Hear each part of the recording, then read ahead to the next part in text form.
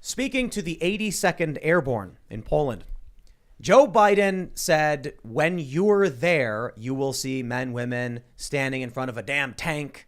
And everybody was like, did he just tell U.S. troops that they will be there in Ukraine seeing this? Now, some people are saying it's out of context. That's not what he meant. And I'm sure I hope that's not what he meant. The White House has issued a clarification saying, no, nobody's going there. In which case, I think we need a president who can speak better, because that's kind of a scary thing to see. A bunch of outlets being like, Joe Biden corrected, no, troops are not going to be in Ukraine. So we'll be talking about that.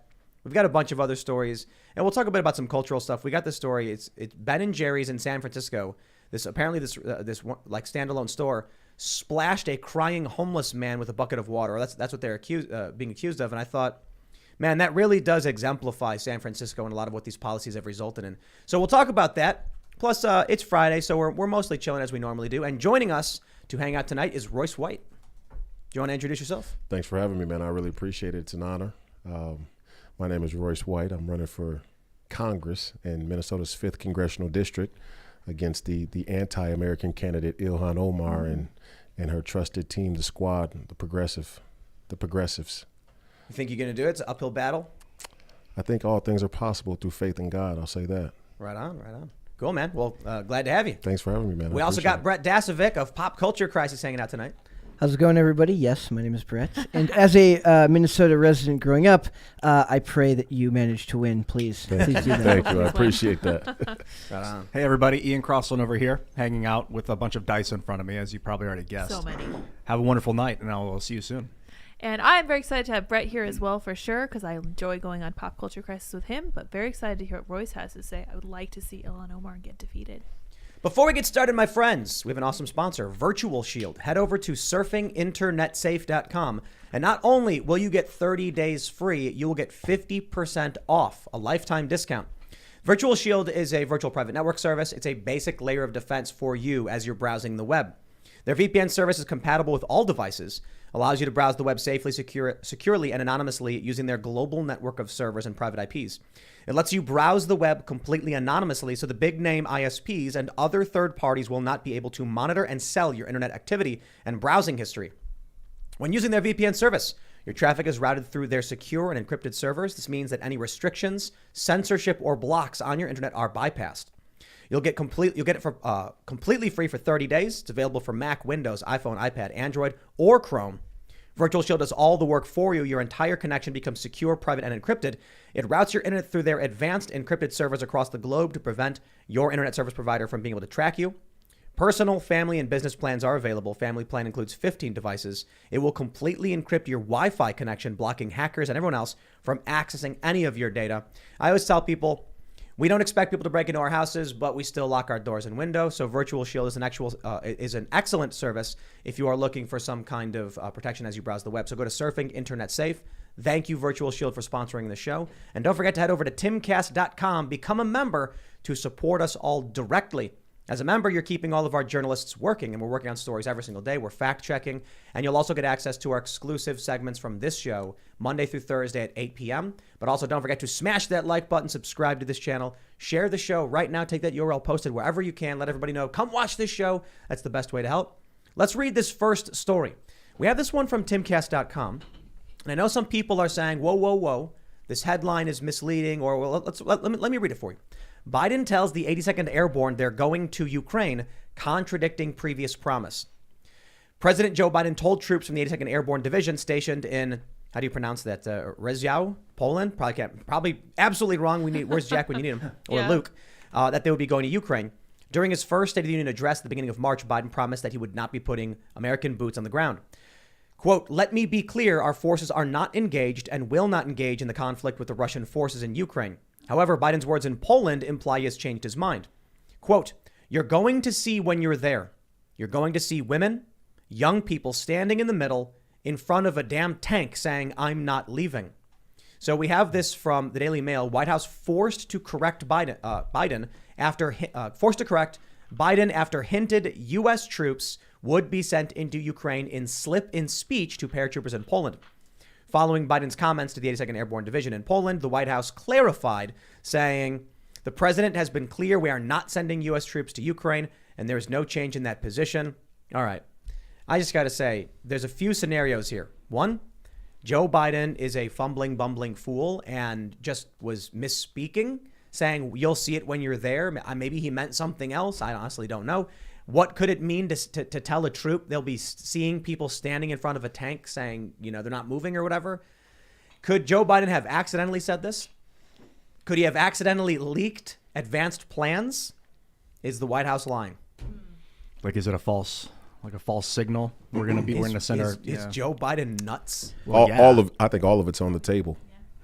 He It's just all sounds plausible. All four of your scenarios are plausible with this guy. He just sounds so tired, like all the time. Like people make a lot of mistakes when they're tired and their sleep patterns are drawn out. He's in Poland right now, so he's traveling. I could absolutely see something like this being a slip up, that he's just not ready for public speaking when he's that tired or that out of it. Yeah, he's already got a hypothetical set up in his mind. So he's like, when this hypothetical comes that is a hypothetical, this will be the situation. Yeah. But the word when, I mean, Rumsfeld said this about the Iraq war in 2002, before we were in Iraq, Afghanistan only, and he was like, when we go into Iraq. And it was like a signal. Like, what do you mean when? What do you mean when? Iraq's not on, this isn't part of the game right now. Yeah. Well, it is part of the game for them.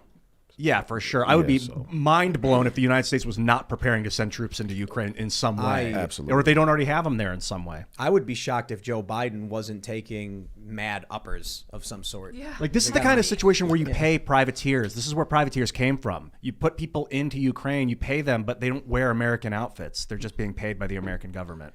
You mentioned that Biden seems tired all the time. And watching these past several videos, he is, like when he was at the G7, when he was talking about the New World Order and stuff, he's just talking like this. I was talking to this guy in a secure military, said, going to be a New World Order. And I'm like, you know what, man? They must have this dude on so many pills to keep him moving, because for someone his age to be traveling overseas to Europe, change in sleep schedule, working this much, I don't know how he does it, because I got to be honest, I'm tired. Yeah. And I stay in this house most of the time just working. It's tough for me to, watching it. I think we live in an age of double crosses and triple crosses. It's very hard for me to tell whether or not he's being puppeted or if he's just in on it and he's that sinister. And I think it's very hard to tell with a lot of these global figures in positions like his. I have a hard time believing that his is on purpose, or that he's doing it on purpose. I actually believe that I remember Styx Hexenhammer had a video when he got elected where he's like, I hope the CIA, he's like, I don't want him to be president, but if he is, give him the good drugs. he's like the CIA, I hope they give him the good stuff to keep him awake so that people don't think our president's falling asleep at the wheel. He's completely right. Make him work. Give him the stuff so that all right, can't take. But let's say this. Outside of whatever Biden is supposed to be saying and whatever he meant, I don't know. What do you think, man? Do you think they're going to send troops?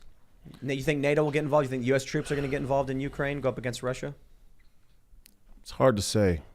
I think ultimately there is a 4-player jump ball geopolitically. You got the free people of many nations around the world. You have your globalists. You got Russia and China. And, I think Glenn Beck laid this out well. I've written it before in my Substack. China and Russia want a nationalist dictatorship, and the globalists want an international dictatorship. And I think Ukraine is the proxy ground for the war between the globalists and China and Russia in many regards. And, we're in the fog of war. It's hard to say what they'll do. I would lean towards they probably will, intervene in the Ukraine in some way coming up shortly. When I think about who would win from a war between the United States and Russia, it'd be China. I mean, or it'd be like the oligarchs like Klaus Schwab. But when I think of Kolomoisky and how he created that TV station to put Zelensky on a TV show, and then he made the political party to put Zelensky into power, who's he connected with? I think the people that win ultimately in this are the central bank financial cartels.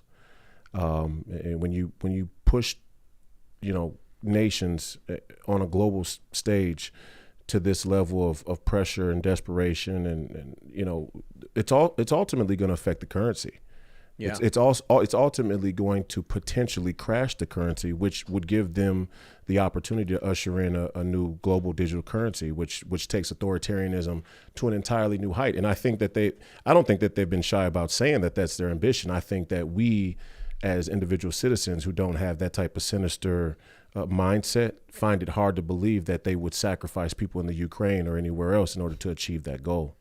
Now we got food shortages coming. Yeah, by fall.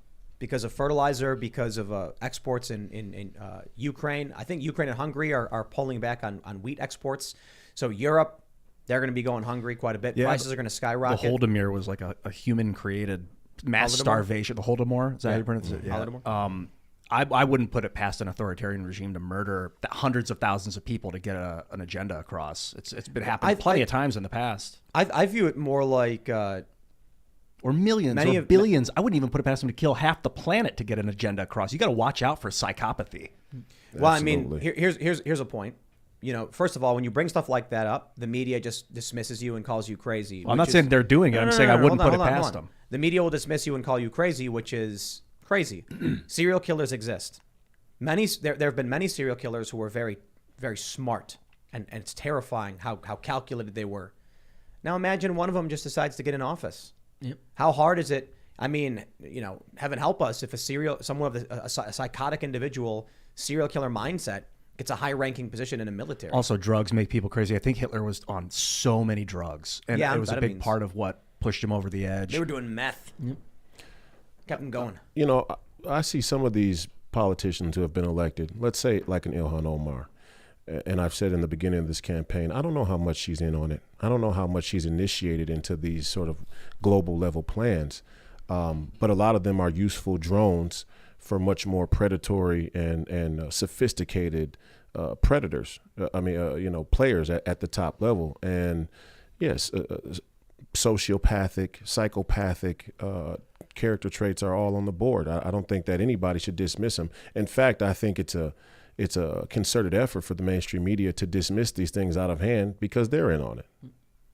Oh yeah, the mainstream media, the five-headed hydra, the New World Order is very clear to me.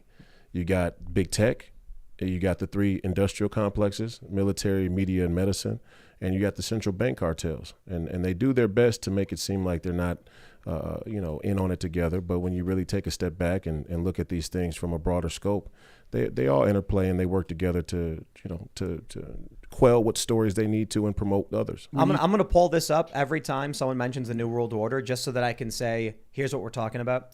This is the Council on Foreign Relations News Guard certified 100 out of 100. And they say, what is the liberal world order? They say world leaders created a series of international organizations and agreements to promote global cooperation on issues including security, trade, health, and monetary policy. The United States has championed the system known as the liberal world order for the past 75 years. During this time, the world has enjoyed unprecedented peace and prosperity. I will dispute that. Yeah, right.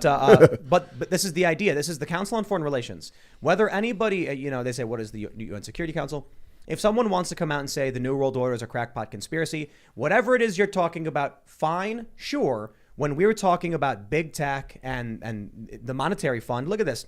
Don't they? I think they actually mentioned the International Monetary Fund in here. Do they? Let me make sure. They're doing it right World in front Bank. of people. Yep. Do they mention the World Bank? Bank? They're so brazen about it. There we go. Look at this. Look at this. Evaluate the success of the World Bank and the International Monetary Fund in promoting trade, development, and economic stability. So when we're talking about the banking industry, big tech, and all that stuff, just if you've got a problem with us believing that, take it up with the Council on Foreign Relations' own website, which says it's real. That's the only thing I have to say is, okay, then if you think that's a conspiracy theory, those crazy Council on Foreign Relations people putting those conspiracy theories up, they tricked us. Oh, man, how dare they? And when they mean peace and prosperity, they mean here, not where we're using it Right. overseas. For the first time, where we drop a bomb every 8 seconds. It's peaceful here, just not all the other places where our influence is. I mean, in the West, it's peaceful in the West. For the most part. I don't know. I'm pretty sure if you look at the southern border with the cartels and look, cities. some of the most dangerous parts of Mexico are right on the southern border of the United States. So, Hidalgo. I'm not about to agree with them. Like it's been unprecedented peace and prosperity. Yeah, you're saying the whole problem premise means- is false. It's a non-starter. I mean, really. they might have something to it because there was like how many hundreds of millions were killed in the 1900s? Like 100 World million War plus. I and II was the most grotesque thing the humans have ever done to themselves, really. It was disgusting. And we haven't done that since we built this. So that's the upside. And before in the 1800s, it was probably as gruesome, not as gruesome because machine guns changed a lot, but pretty damn gruesome in the 1800s too, like really, really bad. So this maybe, I mean, I do think for the time that this had a purpose, but that the purpose is past. I don't think that we need to go to an autocratic global corporate governance, but I think that the liberal economic order is over. Well, I think it's just real quick. I think it's funny that they're like, what is the World Trade Organization? What is the World Health Organization? What is international law? But the New World Order is a conspiracy theory. Yeah. Like, what? World organizations exist. I think what we're looking at right here is the fallout from a psychopathic man named Adolf Hitler committing a very evil atrocity on a certain group of people and wanted to expand an empire and have the German war machine go and take over the world. And then you had a bunch of opportunists, whether out of fear or out of ambition, see the opportunity to use him as a scapegoat to say the only way we could stop this from happening is if we consolidate power into international governing bodies. And what's interesting about the way they want to do this is similar to what China has done. If you notice with China and how they've reinitiated the re-education camps, they call them re-education camps, because they know, and I'm not to say that the CCP hasn't killed Uyghurs or cultural minorities in these camps. What I'm saying is that they've moved this sort of Overton window of what it means to be tyrannical and evil in a societal framework. So they'll say, we're not killing them like they did like they did the Jews. We're just putting them in re-education camps. And that sort of quells the visceral feeling we have towards what happened to the Jews. And I think the UN and these globalist international bodies are doing a similar thing when they talk about peace. But then they're not talking about the peace of soul or the peace of spirit. They're talking about physical conflict, but the whole scam is to make people very chaotic and unpeaceful in their minds and bodies and spirits. Yeah, you can chain two people up and they call it peaceful because they can't fight, but they're not going to be happy. That's not a good peace for those people. It's still a degradation of humanity and dignity, right? Let's talk about your story, man. How did you get involved in all this? Where do you come from? Well, yep, I'll take you back to the beginning because I respect you a lot, and I told you that. I think what you've done, man, is really, and all the people who have done what you've done, creating these conversations, is an unquantifiable contribution to society. My story all started, I'd say, I came onto the public scene as a basketball player at Iowa State University. I was an All-American high school athlete. I came up through the Nike prep circuit as well. I went to the University of Minnesota, which is in my hometown, but I transferred to Iowa State. I had to sit a year. Back then, you got penalized a year for transferring. Now they have a sort of no penalty rule, but back then you got penalized a year. So I had to sit a year. I didn't play until my junior year. I had a good season, and during this season, I talked publicly about my struggles with anxiety. And this was unique because a lot of people in the public square, especially collegiate athletes, but really any public figures, weren't talking about mental health as much. It certainly wasn't the mainstream sort of buzz topic that it's become now. And you could argue that I was sort of the first stone in that avalanche. And I'm actually kind of disturbed and disappointed at how it turned out. And we'll talk about that trajectory here a little bit. But anyway, I started to talk about mental health, and I was playing well. And so it got a lot of traction because the college sports writers were going, we never had a guy talk about anxiety, but we knew people had these issues. But also this guy is leading his team in every major statistical category: points, rebounds, blocks, steals, assists. And I was the only player in the country to do that. And not many players in the country do that in any season. It's kind of a statistical anomaly. So there's this whole paradigm's created now about, okay, so what do we mean when we say mental health then, or mental health issues or struggles or mental illness or anxiety? And so as the season went on, I continued to prove that I could compete at the highest level against guys who were projected to be first-round picks. This went into the NCAA tournament that's going on now. My team, Iowa State's playing tonight, actually, in the Sweet 16. But in our tournament, we played the defending champs, UConn, coached by Jim Calhoun at the time. And I had an incredible game against them. They had 2 high-level first-round picks projected in that game. And then we played Kentucky, who had Anthony Davis on the team at the time, and 6 other first-round draft picks projected. and I was the dominant player in that game. So then, the talk was, okay, this guy's probably one of the most NBA ready players in his class. I declared for the draft, and something very, very strange, you could say, happened. It exploded the mental health conversation, because now the question was, how does the NBA view mental illness? Do they view it as a character flaw, or do they view it as this integral piece of this comprehensive health model, right? This progressive view of health and mental health as a spectrum where everybody has a mental health, right? So that question was posed by the mainstream establishment. And the answer was they did view it as a character flaw. And I pushed back on that narrative immediately. Like, as soon as the stories start to drop, Sports Illustrated, USA Today, Royce is declaring for the draft, but he's a mystery pick because of this whole anxiety snafu. I'm going, no, this ain't a character flaw. And the fact that it's even a question proves that you guys don't understand the real dynamic of what's happening with this mental health crisis. Long story short, I get drafted to the Houston Rockets 16th, but I was projected to have a top 5 talent, NBA ready skill set. And upon my arrival in the NBA, I discovered by reading through my collective bargaining agreement, our CBA, that there wasn't a single mention of mental health in the entire document. And I went to my team and I said, listen, I want to be as good of a player and as productive as I possibly can be for you guys. But I understand that obviously by the language in this document that the understanding around mental health and the issue like the one I deal with, anxiety disorders, is lacking. And I'm willing to have an open conversation with you guys transparently about what I deal with so that we can have a better relationship and trying to make me the most productive player I could be. Okay. They said, okay, that's good. Okay, well, let's put it in writing, I said. Let's figure this out. Well, how does this look in writing? Oh, we can't put any of this in writing. I go, why not? The color of the socks a guy has to wear in the game is in writing. Is it really? Oh, it absolutely is. And the penalties. And the real reason that I said we needed to put it in writing, because the CBA already had a banned substance list that had anti-anxiety medication on it. Whoa. Okay, so now I'm going, everybody's telling this narrative that the pro sports world is uninitiated with mental health as a topic, but here's this banned substance list with tons of mental health related content in it. So somebody knew something about mental health or knows something. And so I said, okay, so let's say, for example, they basically said, well, look, you can take the Xanax, because Xanax was on the banned substance. You can take it. Don't worry. You got a doctor's prescription. And I go, well, wait a minute. Why is it on the list? Is it because if you take Xanax for 2 weeks, even as prescribed, you can get addicted? And that is the truth about Xanax. It's the most addictive drug there is in the world. And so they were right to have it on the banned substance list. But my point was to say, hey, the reason I mostly take Xanax is because I have a fear of flying, or that fear of flying exacerbates my anxiety. So how about we cut some of the Xanax out per year by allowing me to drive from Minnesota to, say, Chicago? 6-hour drive, a little bit longer hike than a private charter jet, catered and all of that. But I was willing to take the hit because I understood the dangers of taking Xanax for 9 months continuously. And they said, oh, no, we can't do that.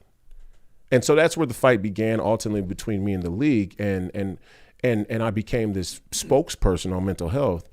And what I was really trying to say is, like, it wasn't about me getting special or preferential treatment. It was to say that the NBA represents a global corporate community, which they do. In fact, it's the watering hole for every industry in our society, and that there was something wrong with the global corporate community and how they viewed humanity, and that mental health wasn't about the DSM or diagnosis. It was to say that mental health is another way to say the human condition, where mind, body, and spirit converge. And they wanted nothing to do with that. And they blackballed me for that. And they told me, you're too smart for your own good. We agree with you about mental health. We agree it's an epidemic. We agree it's the crisis over the hill. But who are you to tell us to change anything? You don't have any leverage. So you can either play, or you'll never become the spokesperson that you could and we could make you be on this issue. And I've been fighting that battle for the last 10 years. Did you leave the league right away? I gave them the ultimatum that we needed to put a mental health policy in place, or that I wouldn't play. And then what happened?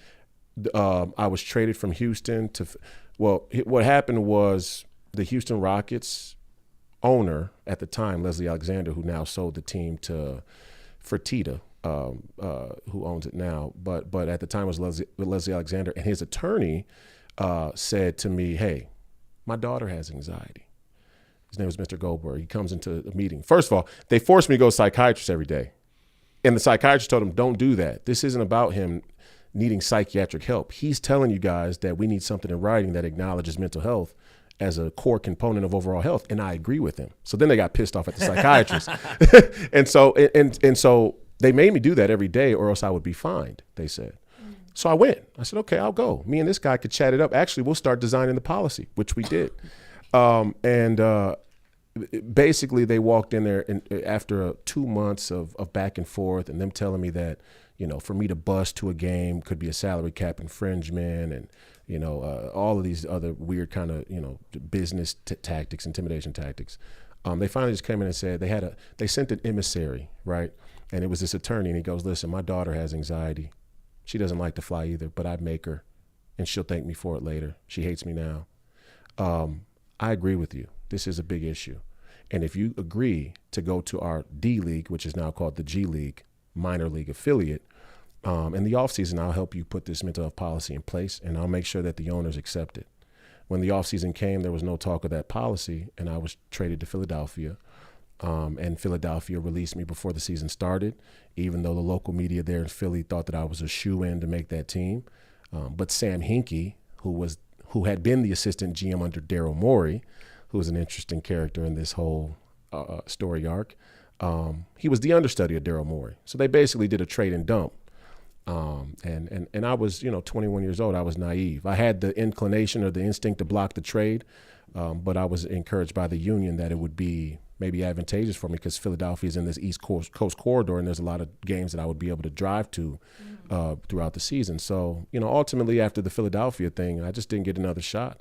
I wrote letters. I had medical professionals, mental health professionals write letters and say, this mental health issue is real, that the NBA is in a perfect position to back up its promotion of caring about the greater good. By just putting in a very simple, doable mental health policy, and they just ignored me. Why do you think they did that? At the time, I thought it was because there was something they didn't know. I was arrogant. I was mistaken. I was naive. I thought that I was going to be able to bridge the gap through genuine participation of some type of attitude or perspective that they had gotten wrong, but that wasn't the case. The entire corporatocracy knew that psychological, that the predatory predation, let's say, on the human psychology was the next iteration of the war that they wanted to wage on the common people. I didn't get that at the time, that social media was around the corner and the dopamine, the dopamine war was coming around they knew it. So when I went to talk about mental health and say, hey, hold on, there's a cultural mental health renaissance and revolution that needs to happen here right now. I'm sitting there thinking that they had archaic views about mental health, but I was mistaken. They were advanced around the human psychology and they planned to be predatory with it. So they were planning on like they knew that it was going to be weaponized, like mental illness would be weaponized. So they didn't want to get involved in it or something. Let me interject real quick. There are companies when it comes to mobile apps. There was a viral, I covered this several years ago. A company says we can program your audience for you. So when you've got big companies that are planning on making mobile apps, they're going to consultants saying, how can we make it so that people become addicted to this? And then the company will analyze their data and be like, do these things and people will become addicts. Yep. It's digital addictions. So, and you can place that or stand that next to a 21-year-old kid coming in saying, hey, why is the alcohol cutoff not at halftime? Why is it okay? Why is it morally and ethically okay for us to use taxpayer money to build these arenas and then build parking structures where we basically incentivize people to drink and drive with their kid or come to the game and get drunk in front of their kid or even worse, somebody else's kid and yell this belligerent shit at the game? Like, they were like, and I'm sitting here saying all of this based on logic and reason. And they're like, we're about to go to town on the working class through psychological manipulation. I think it's simpler put, to be honest, because I think the way you describe it is what's happening, but their attitude is probably like, How much did we just pay this guy to make our mobile app that makes these young kids addicted to it? 50 million. 50 million. We can't have this guy screwing that up. Yeah. Right. So they thought you were a threat to the system, that you were going to gain too much power and influence in the system? Twofold. Yeah. Yes. But there's a canary in the coal mine in this situation. Yes, in the immediate, they're like, this kid is trying to change the status quo, and that's a danger. But the mental health topic, as a topic in general, is the one topic that puts a mirror up to the individual. So in spirit, they didn't want to have the mental health conversation because they didn't want to have to look at themselves. Your story to me sounds like, you thought that once you got in, people would be willing to engage with you and you'd have a positive impact. But the reality is, for political office even, you end up getting into a position where there's a train coming at you and you're trying to push against it. That train's going to keep coming. So you go in good faith, think you're going to have this impact, and then we hear it across the board from the presidency to members of Congress. It's like as soon as you get in, the machine controls you. Yeah. And then if you resist it enough, eventually the machine just shoves you out of the way.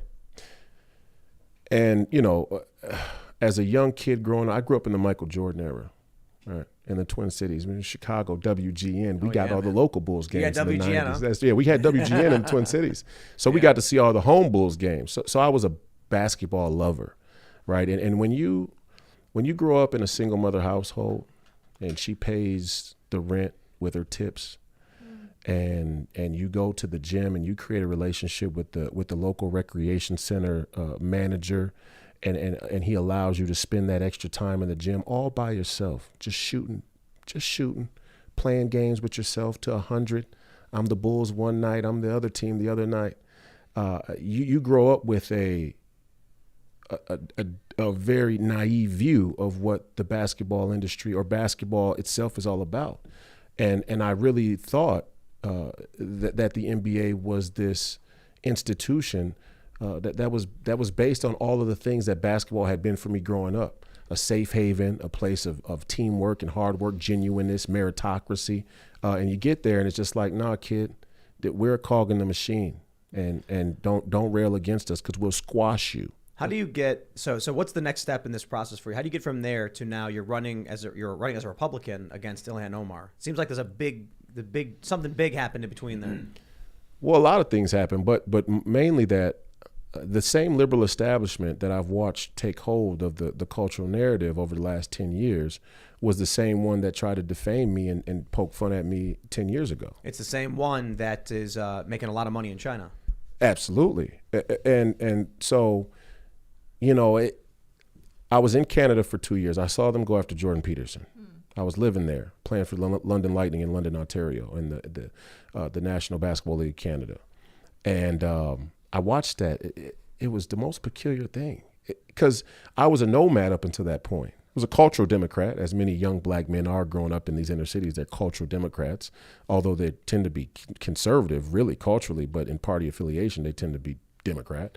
And it was just the oddest thing to me. I had never seen, just me personally, I had never seen people go after somebody who was so reasonable and logical and just seemed to be kind of a nice guy with such obscene and ridiculous points.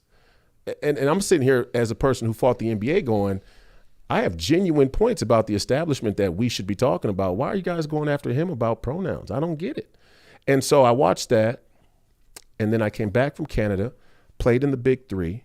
And while I was playing in the Big Three, I started to talk about, broader issues politically, Edward Snowden, Julian Assange, the concentration camps in China, Epstein, all of this was back in 2019. And then I wrote a book, an open letter to LeBron James entitled Epistle to the King.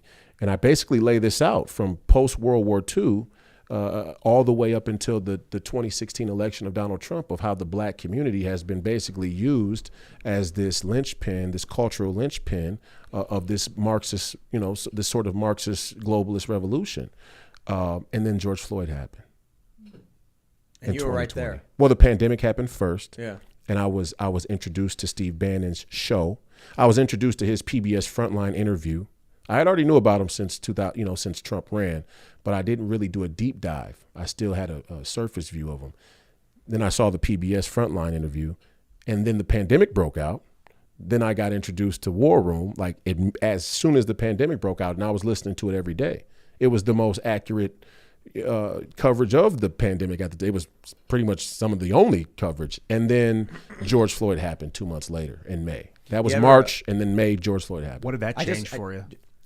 Go ahead. I just got to bring up one quick point as we get into George Floyd. Mm-hmm. You know that story about the mural of George Floyd with the crown that got struck by lightning and exploded? I don't know that story. There's a wall. I know the with wall. A mural. Yeah. And so in the middle was George Floyd, and there was a crown over his head. On a partly cloudy day, meteorologists reported a lightning strike. Witnesses said they saw the lightning strike, and it blew out only George Floyd from the building. The whole building was like no roof damage. That's just a freaky story that I want to bring up whenever it comes to the George Floyd stuff, because that's crazy. God's wrath is fast. Or metallic that's paint, or both. But Could be both. like someone staged it or something. I don't know. That's crazy. Is that true? This Someone staged. Oh no! I have no explanation. Okay, yeah. Like God's wrath. Yeah. I don't know, man.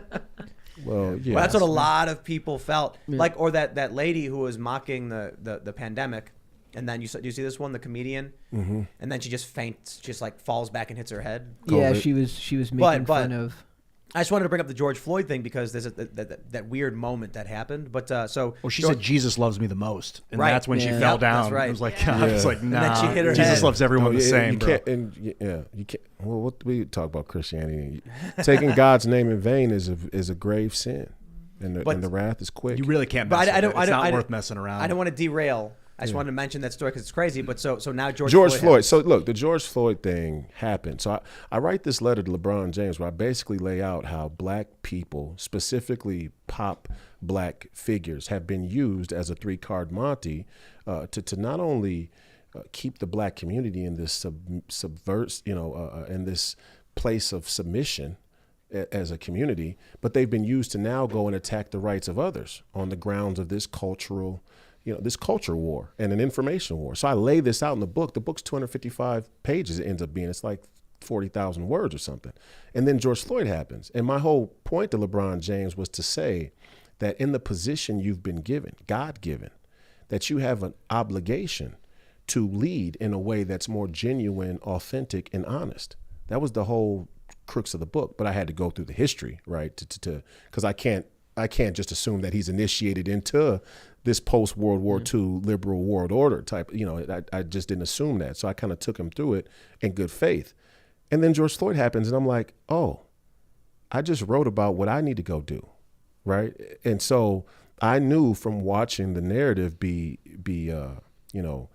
crafted and manipulated by the mainstream media that they were going to try and hijack that moment in a variety of ways. And I knew that I was perfectly positioned to go into my community and lead in a way that changed the narrative. And that's what I did. We led several. First of all, chaos broke out. There was fires. There was unrest, real unrest that was on the verge of being anarchy. It was anarchy, but it was on the verge of getting really out there. And in the middle of that, I called my basketball friends up, other guys who have big names in Minnesota sports community at least. And I said, we got to go do something. I'm leading this protest. If you don't come, don't shake my hand. We're not friends no more. You guys got to put more in. And we led peaceful protests. But I wasn't going to allow the mainstream media or their BLM subsidiary dictate the tone of the protest. So instead of going to the first precinct, we went to the Federal Reserve, right? And a lot of these young white liberal women who want to participate and are really passionate and active. I'm sitting on top of the stoop outside of the Federal Reserve, and we're doing a die-in at the Federal Reserve, and they're looking at me like I got 3 eyes, like, why are we here? And that's when it hit me. It hit me that this entire culture war, information war, is not just a byproduct of individual people having low morals and ethics. That is a part of it, but the establishment has gotten really good at fooling people, and I was able to go out and fight that just by being one man with a profile in my community that had gained the respect of a few people in my immediate circle. And who would stand around me at a moment of chaos and turmoil and lead, physically take dominion in the community and say, hey, if you have a grievance, that's great. That's good. You should participate as a citizen peacefully. And if you want to negotiate the social contract between you and the state, you first have to identify the institutions that really preside over you. So we're on our way to the Fed. And if you don't know what the Fed is, when we get here and do this die-in, I'm going to tell you a little bit about it. The mainstream media didn't even want to cover that. They wanted it to seem like I was a emerging civil rights activist for Black Lives Matter. And they didn't want to give me any airtime once again to explain my position because it's antithetical to what they were trying to accomplish.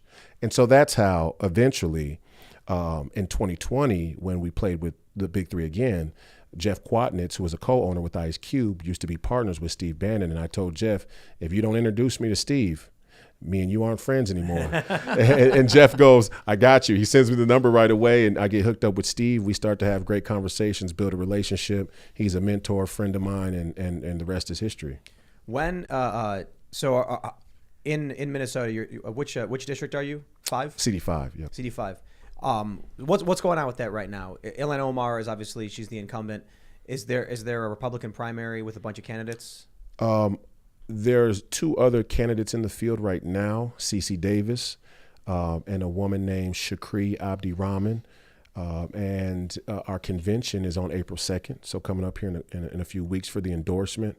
And our primary wouldn't be until August 9th, so we have a late primary. And yeah, you know, I'm not certain what those 2 hope to do. I kind of like Cece Davis just in general. I kind of enjoy her. She's been on Fox a few times, and I've heard her speak. I met her one day just randomly at a restaurant there in our local watering hole. So I enjoy her. I don't think that she has the understanding of how the global affects the local to be effective right now. But the other candidate, Shukri Abdi-Rahman, I think she's a plant. I'm just going to say it. You know, when you start saying I'm an ex-veteran, Muslim, Somali, immigrant, who's a battered woman, I have 3 kids, I'm a single mother, you're just playing the same identity politics game that the Democrats have played. And she's Somali. I mean, this would sound like conspiracy theory, but I can completely see in a guy like Soros taking a very similar Republican candidate, putting a Republican tag on them and running the same identity Marxist political game theory, and hedges bets. So, you know, not saying that that's true. I'm just saying that the rhetoric from her is like, I'm a neoliberal who's Republican. And I just think that that's completely inappropriate. I think it's manipulative, dishonest, and I'm going to do everything I can to make sure that I'm the GOP candidate. Now, here's a challenge. This is a D26 district. Yeah. So there was a lot of people were complaining about Kimberly Klacik. You said it's D26? D26. Okay. Yeah. So I mean, for those not familiar, that's like a 26% advantage typically for Democrats. Yeah. 2 to 1 Democrat Republican. There were a lot of people saying that Kim Klacik was wasting people's money and energy by trying to run in an area that was so heavily Democrat. I disagree, man. If Republicans and Democrats. Well, thank you for that, Tim. I appreciate that. No, but listen. If at the very least, the fact that you are running, you are spreading a message, you are telling people there's an alternative, you're telling people there's an option. If no one ever tries in these districts to win it all, you lose the whole thing slowly. Then there's no message. But you lose. The more important thing is that, and this is a fair criticism of the Republican establishment, I think. And myself being an athlete, a lifelong athlete and competitor, if you're on a team, if us 4 are on our team, and we come to practice every day, you show up late, you smoke weed during the week, you party, you don't get sleep. When we get to practice, you don't know the plays. You come in late, right? When the guy in front of you goes and does what he's supposed to do, you don't do it. You don't pay attention to him. The coach is talking, you're playing with your hair or telling a joke. All that I can deduct from that is that you don't want to win. You don't want to play and you don't want to win. And I think the Republican establishment has to be, there has to be there has to be a very real skepticism of the genuineness of the Republican platform at the party level right now, because where is the evidence that they want to actually win these elections? I think they just want to stay. There's no urgency. I don't sense any urgency from candidates anymore. From people that are already in, they're just trying to collect a paycheck and stay in office. They spend 2 years either that or they're in running on it. for re-election. Either that or they're in on it. On what they exactly? are in on it. On what? When you say the post world, the post the new liberal world order. You think they're getting bought out, and don't realize they're getting bought out by No, the I New think World Order? I think a lot of them are the controlled opposition. And look, I don't want to be disparaging to the Republican Party because I just got here. I'm just a third party who came from the void as a nomad and renegade anti-establishment guy. And I'm saying that the evidence of the Republicans trying to actually put forward an effort to really win and fight in these districts that they say are unwinnable is so few and far between that I can't come up with any other reason that either they're just losers, some of them, or they're actually in on it and they're getting a kickback for the managed decline. Let me tell you, man. In West Virginia, second most Trump supporting state, these schools are all woke. The school boards are woke. And there are people who are conservative who think those crazy problems don't affect my kids because we're in West Virginia. They don't go to the meetings. And it turns out these schools, you've got all of the critical race theory, you've got all the wokeness, gender ideology. Yep. You've got the left, the Democrats, and the progressives going into red areas, spreading the word, recruiting, trying to slip it in under the door. In urban areas, Republicans are told don't bother fighting at all. You're wasting time and energy. It's a lopsided. It's asymmetrical warfare. How did they plan to win? Look, and here's the other thing. The Democrat platform, the neoliberal, Marxist, globalist platform has a better sales pitch in the physical realm. It says anything goes. Anything that your little heart desires, you can have. And there is no judgment about it. That's a good sales pitch for the physical realm, for the here and now, which is kind of how the Bible becomes profound in saying that this thing is all going to go to hell eventually because people become more interested in their wickedness than they are in their faith in God. So my point in bringing that up is not to say that this needs to become a theocracy or to say, to try and be a Bible thumper. But what I'm saying is that it's very clear that paradigm should incentivize and make it even more urgent that the Republicans have to fight at every place that they possibly can. Because if not, you have to transform hearts and minds and see a bigger, give people deeper meaning to their life, because the drugs and the fast validation and reward is on the Democrat side. It is true that George Soros provided funding for local district attorneys in a variety of places around the country. That's I think The Guardian reported on that. Fox News got all mad when Newt Gingrich said it. And he was like, what? Like, this is like mainstream reporting that he's doing this. So you've got powerful leftist organizations and institutions going into conservative areas, changing how the laws are being enforced, changing how schools are teaching these kids. Florida, for instance, right? I mean, they're passing these laws because they have the political power to do so, and it is an issue. But hearing it in West Virginia, people don't want to believe it. Republicans need to be going into blue districts and doing what you're doing, coming on shows, writing books, putting out the messages, speaking, and just in general, doing the same thing. Where are the conservatives, moderates, or libertarians? I mean, come on, libertarians. Let's get some libertarians to go run for school board in a blue area. Yeah, they don't do it.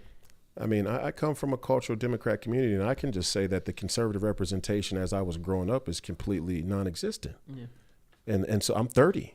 So it's not just in the here and now that the Republicans haven't pushed back or dedicated or invested in the minority vote. And I don't say minority to play intersectional politics. I'm just saying that minorities as a demographic, Latinos and blacks, make up a significant portion of the voter base. And I had no idea what the Republican platform is. And that's not all due to the Democrats or the mainstream media. That's due to a laziness and an inaction on their behalf. So I'm happy to be able to fight, for that now. Whenever, Seamus is on the show fairly often, and we'll talk about religion, and we'll often point out to people when we're having conversations, maybe like off the show or whatever, a lot of the arguments made by secular liberals and atheists tend to be a caricature of the beliefs of Christian conservatives or, Christian groups, because they don't interact with them. Typically what you'll see is, we talk about, there'll be like a meme ascribing a belief to conservatives that isn't true, and then you actually ask someone who's a regular churchgoer, and they'll be like, we don't do that. I think the issue is, one thing they don't really do is go into these areas and just meet and talk with people, be active in these school meetings, actively campaign, put up billboards, try and actually run. Yeah. You might not be able to win And herein lies the problem. Who's going to want to invest, millions of dollars into a congressional campaign in a D plus 26 district? But if you do it once, you do it twice, maybe the third time, you can take that district. Well, listen, I think we got a very good I hear what you're saying, and I agree with you. I Real agree. quick, look Go at ahead. Miami. Yeah. Look at Miami. Yeah. Miami district flipped Republican, and it was like D plus 20 or something. Let me see if I can pull that one up. I agree with you, and I think the Republican Party, or the free people, let's say, in this country, should definitely invest in putting up the fight, and I believe in the war of attrition. But I will say that I think we have a good chance of beating her in this election. I think you're interesting because you have a unique perspective on mental health. I have a feeling that a lot of what people are going through now is a lot of mental health issues. I went through it in like 2006-07 when I got into social media, started doing internet videos, and I rapidly went crazy. After like 2 years, I wanted to kill myself. Literally, I was like, this is it. There's nothing to live for at this point. The World Economic Order, it's taken over. I'm just here to die. That was my thought. It was horrifying. And I think so many people are going through that right now, this despair, and then they're medicating. And I mean, you want to talk about the medical, global military or medical industry, you name that as one of your 5 heads on the Hydra. Yep. The food and medical industry, combine the sugar industry.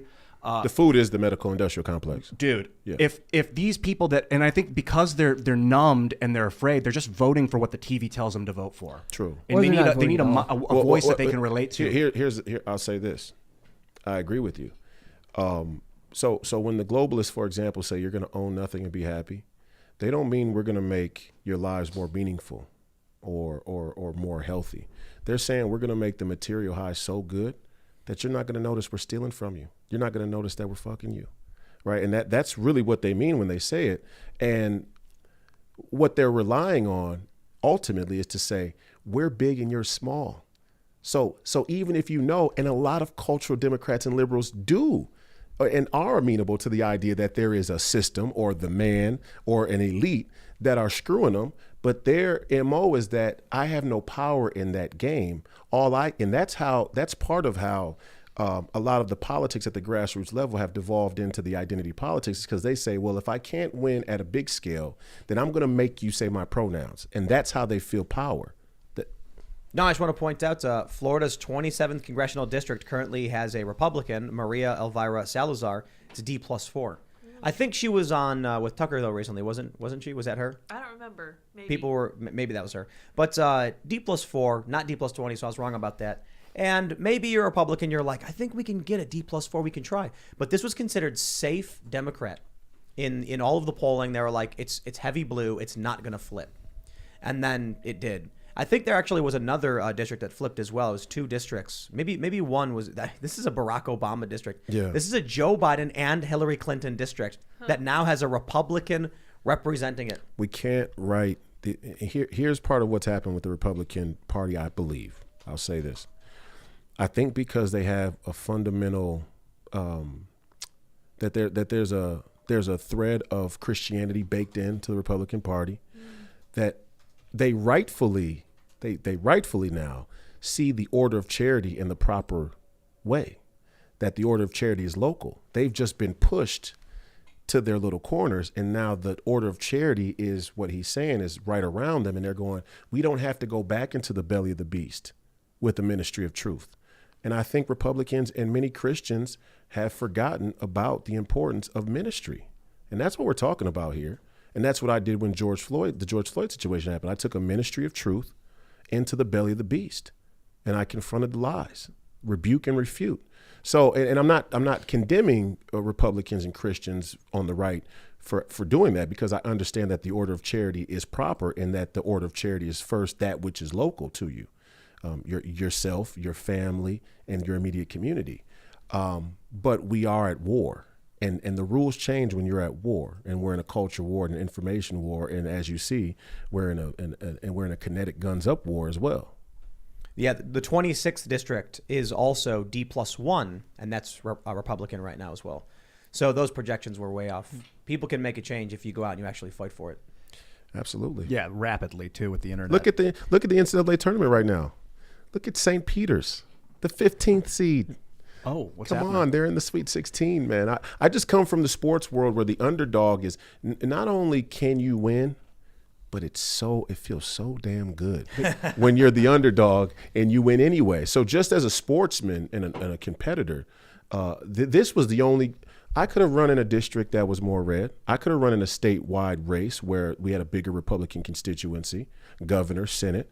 But to go into the belly of the beast first is honorable. It's actually fruitful, in my opinion. I moved to New York City after college, 2001, September 5th, 6 days before the buildings came down. And my dad was like, "You're going into the belly of the beast, Ian. Yeah. Put this $20 in your sock." Praise God. I was like, all right, praise here we God. go, brother. Let me pull up the story. It seems to be, it's just a weird story, but it's a belly of the beast, man. We got this story from the Daily Mail. Ben & Jerry's manager is accused of dousing mentally ill homeless person with a bucket of water because she was crying on the sidewalk outside of the store in San Francisco. I don't even want to play the video. It's just a crying homeless person. It's terrible. Dude apparently comes out and splashes water on him. But there's so much here. Obviously, there's like a culture, cancel culture outrage going on over this, and people on social media are like, "How dare you?"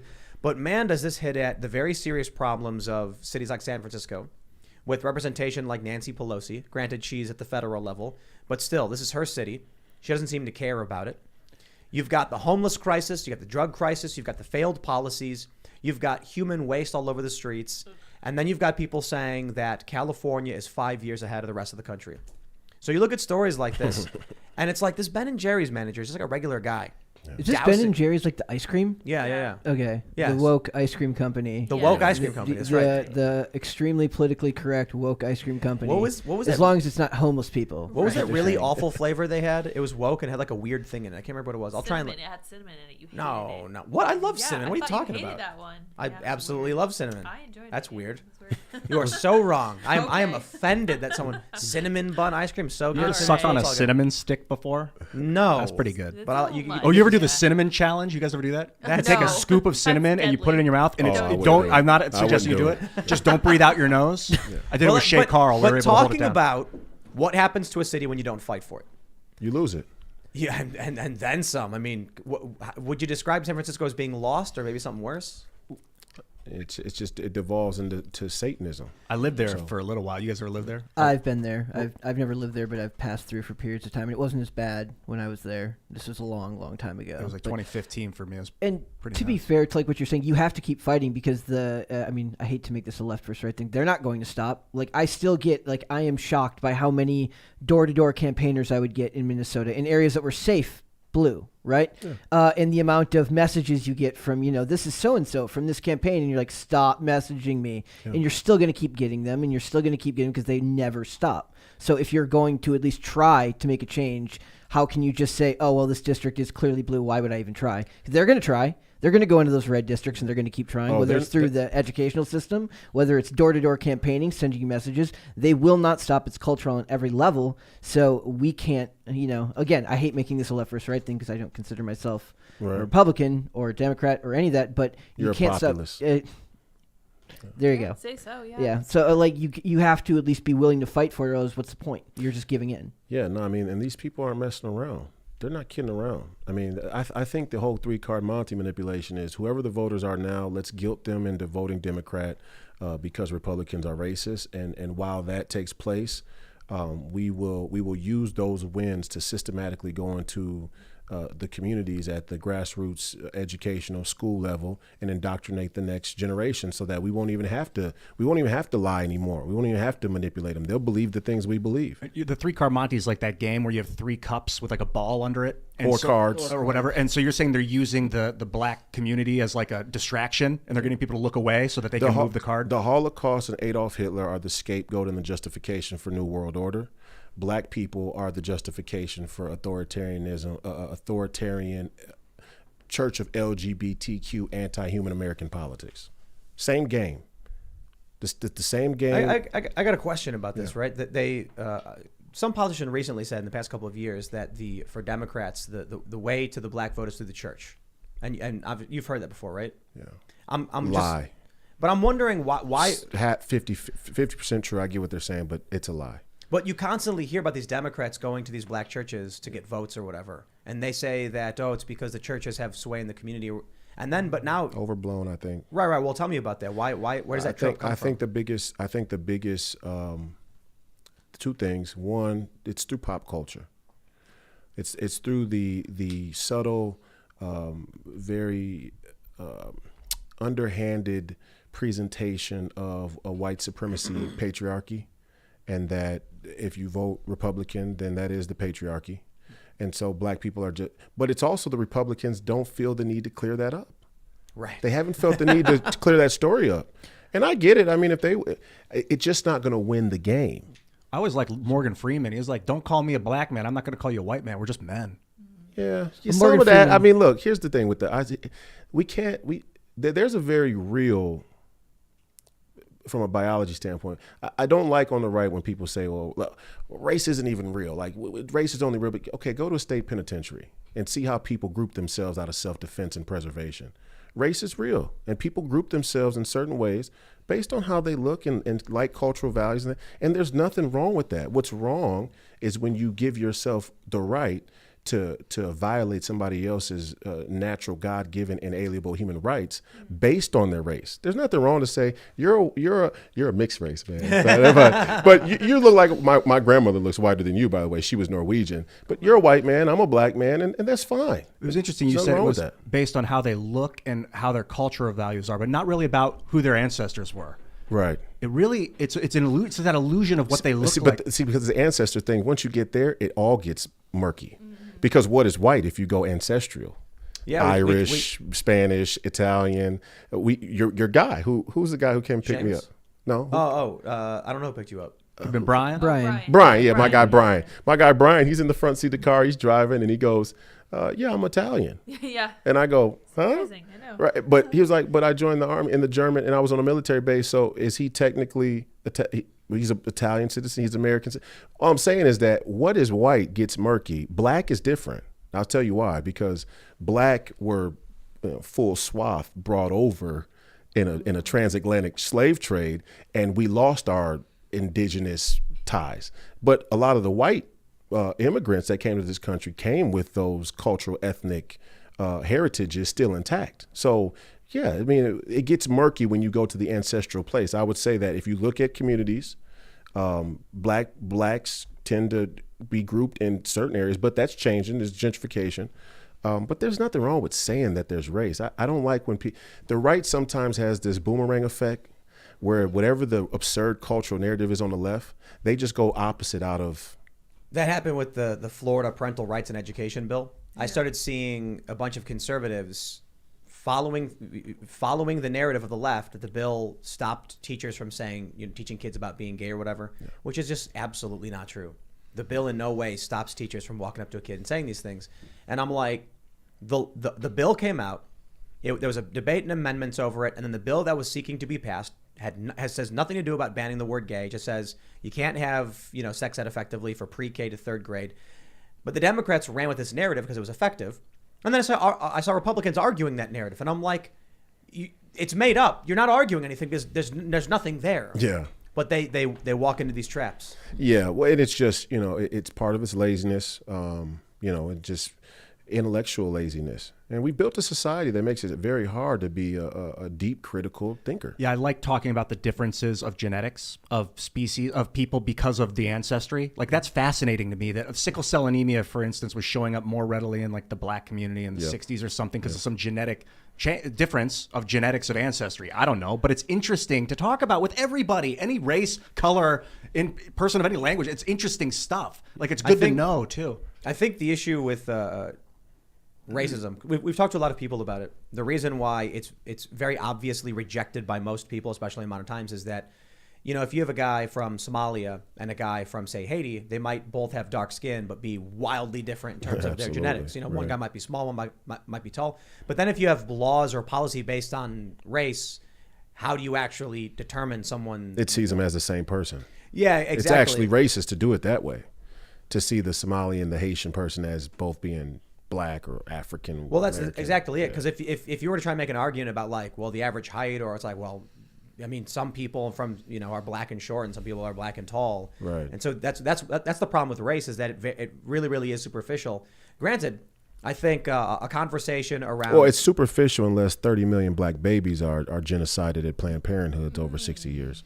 Can talk about that. Well, you got a question. That's where race gets real for me.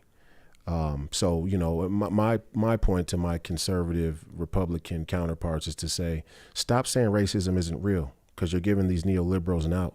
That's crazy, because I thought it Oh, yeah. I think of it as a class issue, but I think you're right that there was some serious racism going on by the people. Just look at the results. Well, wasn't that already proven? 30 million black babies at a Planned Parenthood. There'll be more babies to die at Planned Parenthood in the next 2 weeks than died in the Ukraine. Wow. Maybe not 2 weeks. Let's say a month, 2 months. When does life begin? It's a tough one. I mean, at conception, That's what I'd say. spiritually. I think If we talking, look, I'm anti-abortion, but we've put the law into motion, and there's a trajectory that makes it hard to undo without potential unintended consequences. So I'm not going to say that 12 weeks is, I don't know what viable is. To me as a Christian, I'm just going to say that maybe the government shouldn't have the choice, but culturally, spiritually, and philosophically, for me personally, to have a black mother, a black grandmother, black sisters, we failed as a black community, but we failed as an American culture that women would choose abortion. So there's two separate things to go on there, I think. one of the two most important questions that were asked to Judge Ketanji Brown Jackson, what is a woman? She said she couldn't provide a definition. Yeah. And that, to me, is absolutely absurd. She was also asked... Then it's not a celebration that she's become a Supreme Court justice at that point. Right. But go ahead.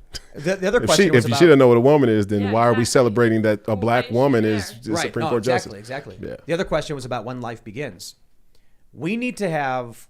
We need to the best of our abilities, try and quantify the world around us so that we can create effective policy and help protect people and grant them civil rights.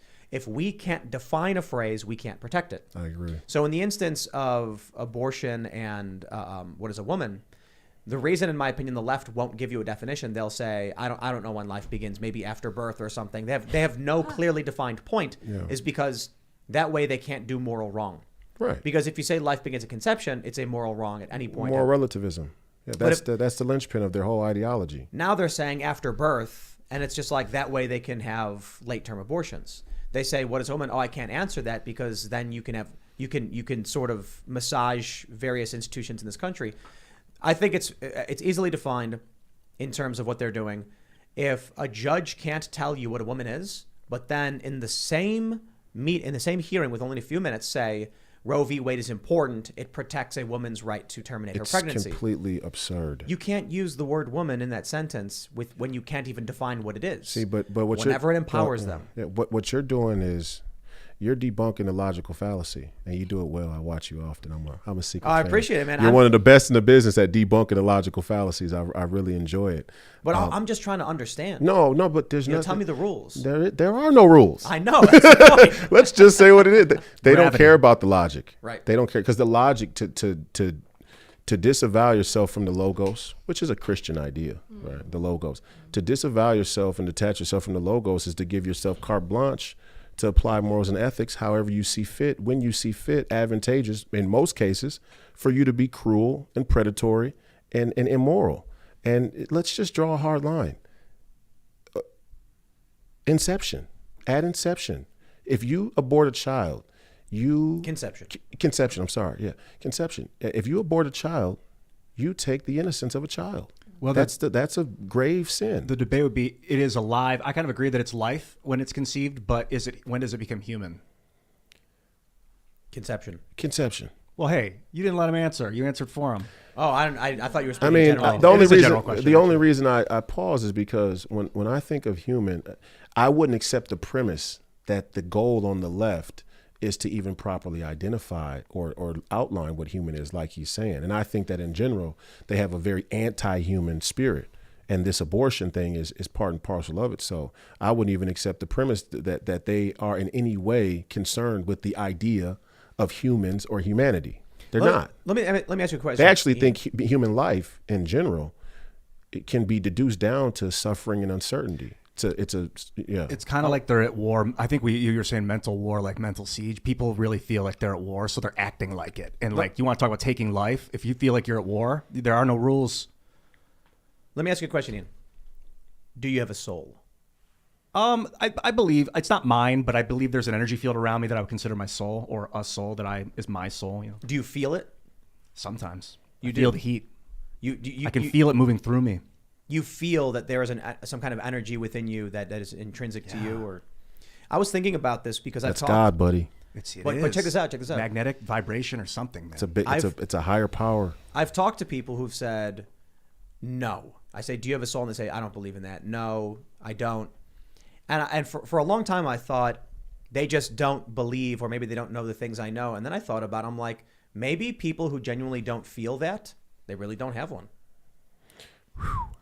But I'm not saying as a moral judgment of the person. No, I get what you're saying. I'm saying like That's an existential bomb right there. right. They do, but they're sensationally muted to it. Maybe their connection is muted or whatever. But I was just thinking about this because there's a psychological phenomenon of projection. We assume the people we talk with know the things we know. We assume they believe the things we do, and if they don't, if they say otherwise, they must be lying. If I say I know Trump is crooked, and then someone else says no, he's not, they must be lying because everyone knows. They project only what they can sense of themselves. Yeah. Thinking about that, I was like, I mean, I've had experiences that I can only describe as like visions and epiphanies and feelings. Metaphysical. That you know are metaphysical, perhaps indescribable in some ways, that give me the feeling of I have a soul and there is a God. I'm not theistic. I don't believe in scripture or Bibles or anything like that. I just feel like there's a greater power, and I've had experiences in my life. I've felt things. And then I thought about, well, if someone tells me they've never experienced and they don't feel it, maybe it's not that they're cut off or that either of us are wrong. It's that they genuinely don't have that.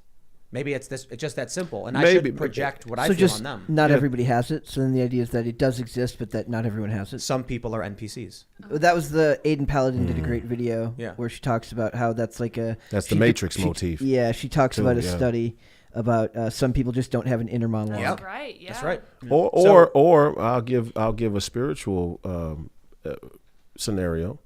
Maybe the aggregation of sin across time has deadened the spiritual connection at mass, and that some individuals unexpectedly and completely randomly are born without a spiritual connection. But my response to that would be to say that individuals can be brought back as a Christian. Individuals can be brought back into faith and grace when introduced and practicing. That there is a physical way to practice to become reconnected to the clear the spirit. amyloid plaque off your brain. I have a crazy idea. Ian, you're gonna love it. Thanks. I have a crazy idea. I was just thinking about DMT, and I'm absolutely fascinated by it. That's why I think Joe Rogan's fascinated. That's why people talk about it so often, because you hear these stories from, say, just from anybody, prominent stories that they're entities, machine elves or beings. You take DMT, you meet them, you blast off, or you go beyond the veil as it's been described. And you meet beings who will tell you secrets, who will tell you things or make deals with you or whatever. Some are evil, some are not. I started thinking about that, and I'm like, if DMT is naturally occurring in your brain, then are you really dreaming, or are you getting a small glimpse of the window beyond the veil? Of course, DMT makes people force right through it. The spirit molecule or whatever, as I describe it. What if some people don't produce enough to create a strong connection with whatever is beyond the veil? That makes a lot of sense. Some people produce a lot more, so they naturally have a deep connection to some kind of... Alex Jones. And either extreme can be Alex pretty Jones. rough. But what I I mean like is, this idea. I do. people who are deeply spiritual, who can feel that feeling within them of a soul or a spirit, people who can visualize, who can just come up with beautiful works of art, they've got some kind of connection to a vast network beyond them. Now, maybe this is just an idea. I'm not saying it's true. I'm saying, considering we're exploring what DMT is, we're doing this research now, and there's interesting things about it. What if that was it? Some people just naturally produce more, and that connects them better with something greater than us, and some people don't, so they can't sense or feel it. There's been conspiracy theory that fluoride calcifies the pineal gland. You guys ever hear that theory? It's been around for 20 years or something. I've read about it. I don't know for sure if it actually does, but Sounds like internet mumbo jumbo. might be. But Well, here's one. that's where the DMT is fluoride produced. is a neurotoxin. That's true. And the pineal glands where the DMT is produced. In the brain, I think your muscles produce it too. Your stomach even, maybe, I think. Here's one I know from being on anti-anxiety medication such as fluoxetine, which is Prozac, which is one of the most prescribed. which is one of the most prescribed drugs in the world, in America, let's say. But it's all of the SSRIs, the serotonin selective reuptake inhibitors, are proven to bring testosterone down. So there are. I mean, what we're putting into our body can't be dismissed out of hand as the overall effect it's having on society. But the question is how much of that has been intentionally engineered. And that's like, you were talking soul earlier. Now, I don't know if that's soul, if we're talking soul, or if you're just talking about your ability to function normally. But I have, we were talking earlier about substance abuse and absolutely SSRIs, whether you're talking Xanax, Prozac, anything from those families. Mine was with opiates. Any of those dulls your senses. And if we're talking about your ability to feel the world around you, which, whether you're talking your soul, whatever that is, your ability to understand and feel the world as it happens to you is deadened and is quieted by those chemicals. And then you have to talk about whether that was intentionally done into the into our communities. If it was done, certain people are going to have brain imbalances. I was on Prozac when I was younger. Eventually went off it and took a lot of years to get off of everything entirely. Yeah. And I tell this story a lot. Like the first time when I realized that I could go outside without going through any withdrawal symptoms, I cried for like maybe the first time in 10, 15 years. Not because nothing sad had happened to me before that, but just because there was no actual reason or way for my body to process trauma before that. So if you're talking about coming back to the world, that was the first time in a lot of years I'd felt like soul was I know a real that pain. thing. It feels like when you have that level of mental health struggles, anxiety, depression. When there are moments when you're with yourself and you really can identify that fog. Yeah. That you're living in a fog. It's a fog. It's and like when you come out of it, it's like, whoa, then you really realize like that was really a deep fog I was in. I just think that there's a spiritual component to it, like you're laying out. And, here's my thing. I think where we're going with science, where we're headed with science by and large at this global, science technocratic behest, is more leaning towards anti-human attitude, and not trying to use this science to really and genuinely figure out the link between us and the spiritual world. I don't think that that's what this transhuman movement is about. I think this transhuman movement is to phase people out altogether because they're nihilistic about the value of humanity. I thought Greg Braden is a good scientist that seems to be on the right path. He has acknowledged a lot of he's not into that stuff, but he understands like the power of the heart and the electromagnetic frequency that it produces and stuff. He's really fascinating. Many scientists have written about the next iteration of life beyond self-replicating proteins and multicellular organisms is self-replicating machines that can outlive all of us. So I read this one story about what year 1 million would look like. And it basically said that all human life and all life has been wiped off of Earth, but there are self-replicating massive machines that float around the universe, taking millions or billions of years to travel to the next energy deposit, absorb it, and then replicate itself. Yeah, it's just it's offensive. And that's it. As a Christian, it offends me, dude. I mean, that conception of life, or just any conception of a future where humanity no longer, that's not arrogance. That's to understand and appreciate the divine gift that God has given humanity, being human. And any conception where we try and justify our role and the destruction of humanity is a heresy and a blasphemy against God. It offends me. It feels like we figured out how to hack our brains as humans. Our brains expanded to a point where we figured out how to make them expand faster. So we accelerated the expansion, kind of like kicking a fusion generator on. And now we're just so exceedingly evolved relative to other animals on Earth. It's really unique. I think here's one way to look at it. Metaverse, we've been harping on for the past couple of weeks. It's coming. Now, a lot of people say, Tim, metaverse is not popular. Yeah. Mark Zuckerberg's is not popular. But when Neuralink can plug your brain in, I see it like there are many powerful individuals who wish they could just make you do something, but they can't. You have rights and you have physical control of your body. So they can come at you and say, do it or else. And you can say no. And then what do? Get some guys? Oh, man. How about we can't be gods, but if we plug everyone into the metaverse, now you can be. Now you can cut off their finances. Now you can eliminate them from the server. Just you're outright banned. You're in an if you everyone willfully goes into the metaverse, you can be banned from it. And now you're not participating in the economy, in the information network, in society in any way. Terms and conditions. Absolutely. And also in the metaverse, they can also be like, we're going to make your voice half as loud. We're going to make everyone the same height. Everyone what to do is told as they're told. And if I'm the owner, if you're Mark Zuckerberg, you can be sitting in this metaverse public square, and someone comes in and says, I need to tell everybody about this oil spill, and he goes, and you're gone. That's what he's been doing. Maybe not necessarily him personally, but Facebook has been purging big tech, political ideas. Yeah. Because we already exist in a digital space in terms of our political conversations, big tech has already shown us what they will do if given more power over it. I was thinking The about most dangerous thing. It's the biggest existential threat to humanity, in my opinion. becoming a god in that universe. It's like, would you want to become a god in someone else's universe where they control your godhood? I don't know. But it's kind of like growing up in the United States. You're like, in the United States, the American dream, you can grow up and become everything you ever wanted. You can become a billionaire, but you're still in their universe. If the U.S. government wants to shut you down and cut you out of Swift and drop a bomb on your house, they have the legal authority to do it. So you're a god. Elon Musk is a god in their universe right now.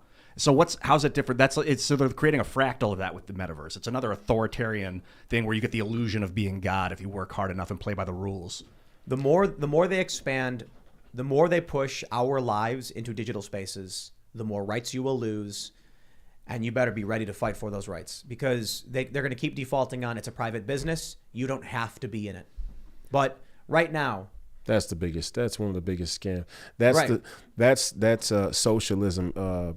That's socialism masquerading as being anti-corporate, but at the global scale, socialism actually becomes the highest level of corporation, and that's what the progressive left is really trying to do in their political strategy, is say, the Bernie Sanders crowd, and my Steve, who I love, dearly, he gives Bernie his credit for some of his positions, but I see Bernie's position in AOC and these people as not being anti-corporate. I see that they're in on the game to merge government and state.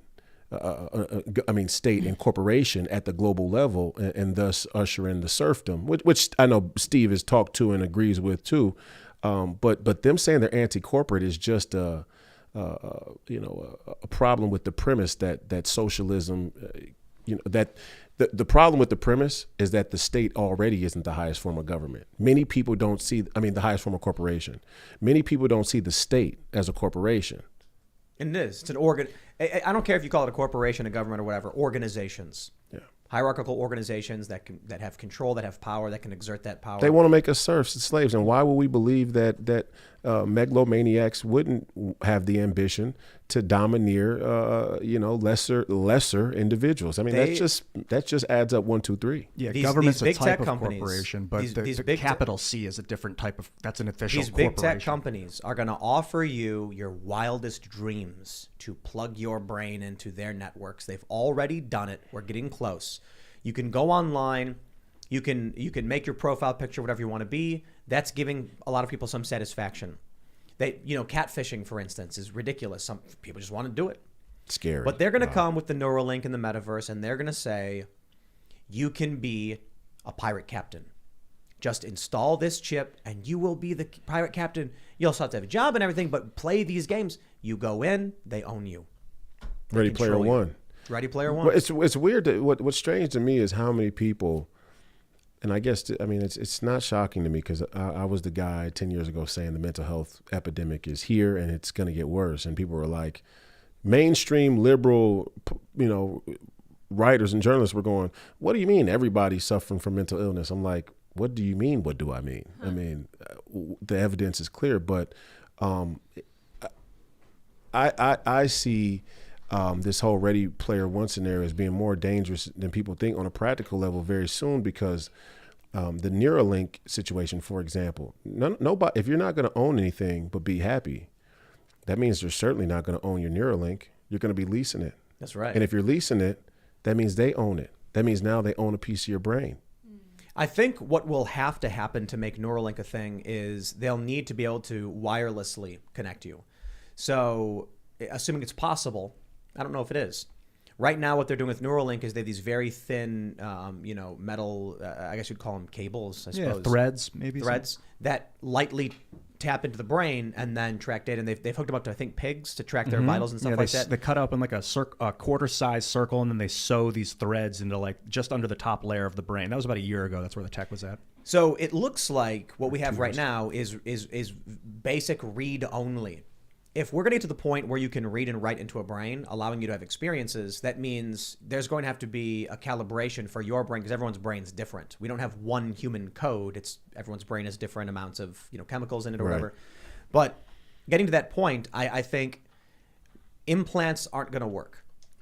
It's going to have to be something you can wear on your head that it wirelessly projects things into your mind, which I'm not sure is possible. But the idea that people are going to go and get fitted with surgery to have something, I don't see as being realistic. A lot of people aren't going to want that surgery unless they create an economic situation where to not do it would be so like a cell phone would make you so disadvantaged that you feel left out of society. Many people will do many things to feel a sense of belonging to the society around them. Well, that's getting your testicles or penis cut off because you think you feel like a woman. Is there any job you can work right now if you don't have a cell phone? I'm sure it's not absolute. There are some, but almost like factory jobs and stuff. But they're going to be like post-COVID is getting short. No, they're going to be like, I tried calling you. Where were you? You weren't answering your phone. And you're like, I don't have a cell phone. They're going to be like, what? Why? You're not allowed to not be available all the time now. You have to always be able to answer your phone. Otherwise, they're going to say, well, why don't you have one? Makes no sense. I'll tell you this, though. If we get to the point where they can do read-write into your brain, but you'll need a surgical implant, I'll tell you this.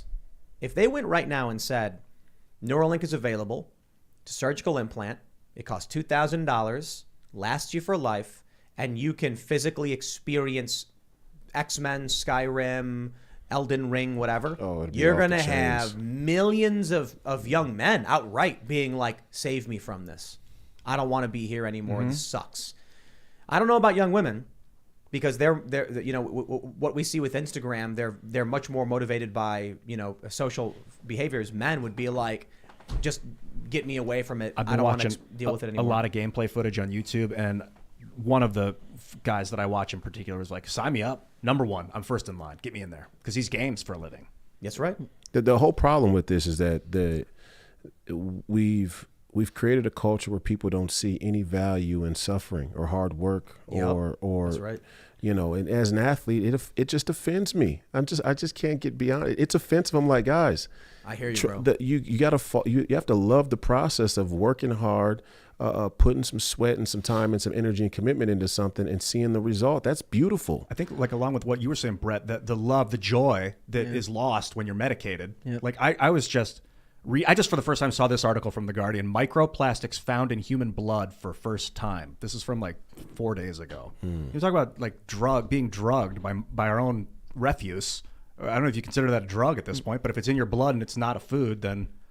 But also it's the narrative that it's not worth it anymore. There's a lot of that going on, that no matter how hard you work, your parents bought a house when they were 26 and they each worked a part-time job and paid for college.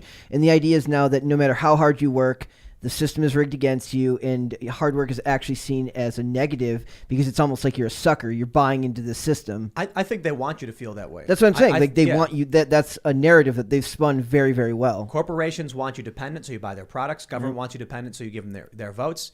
The last thing they want is for someone to be like, I don't need anything from you. I can go.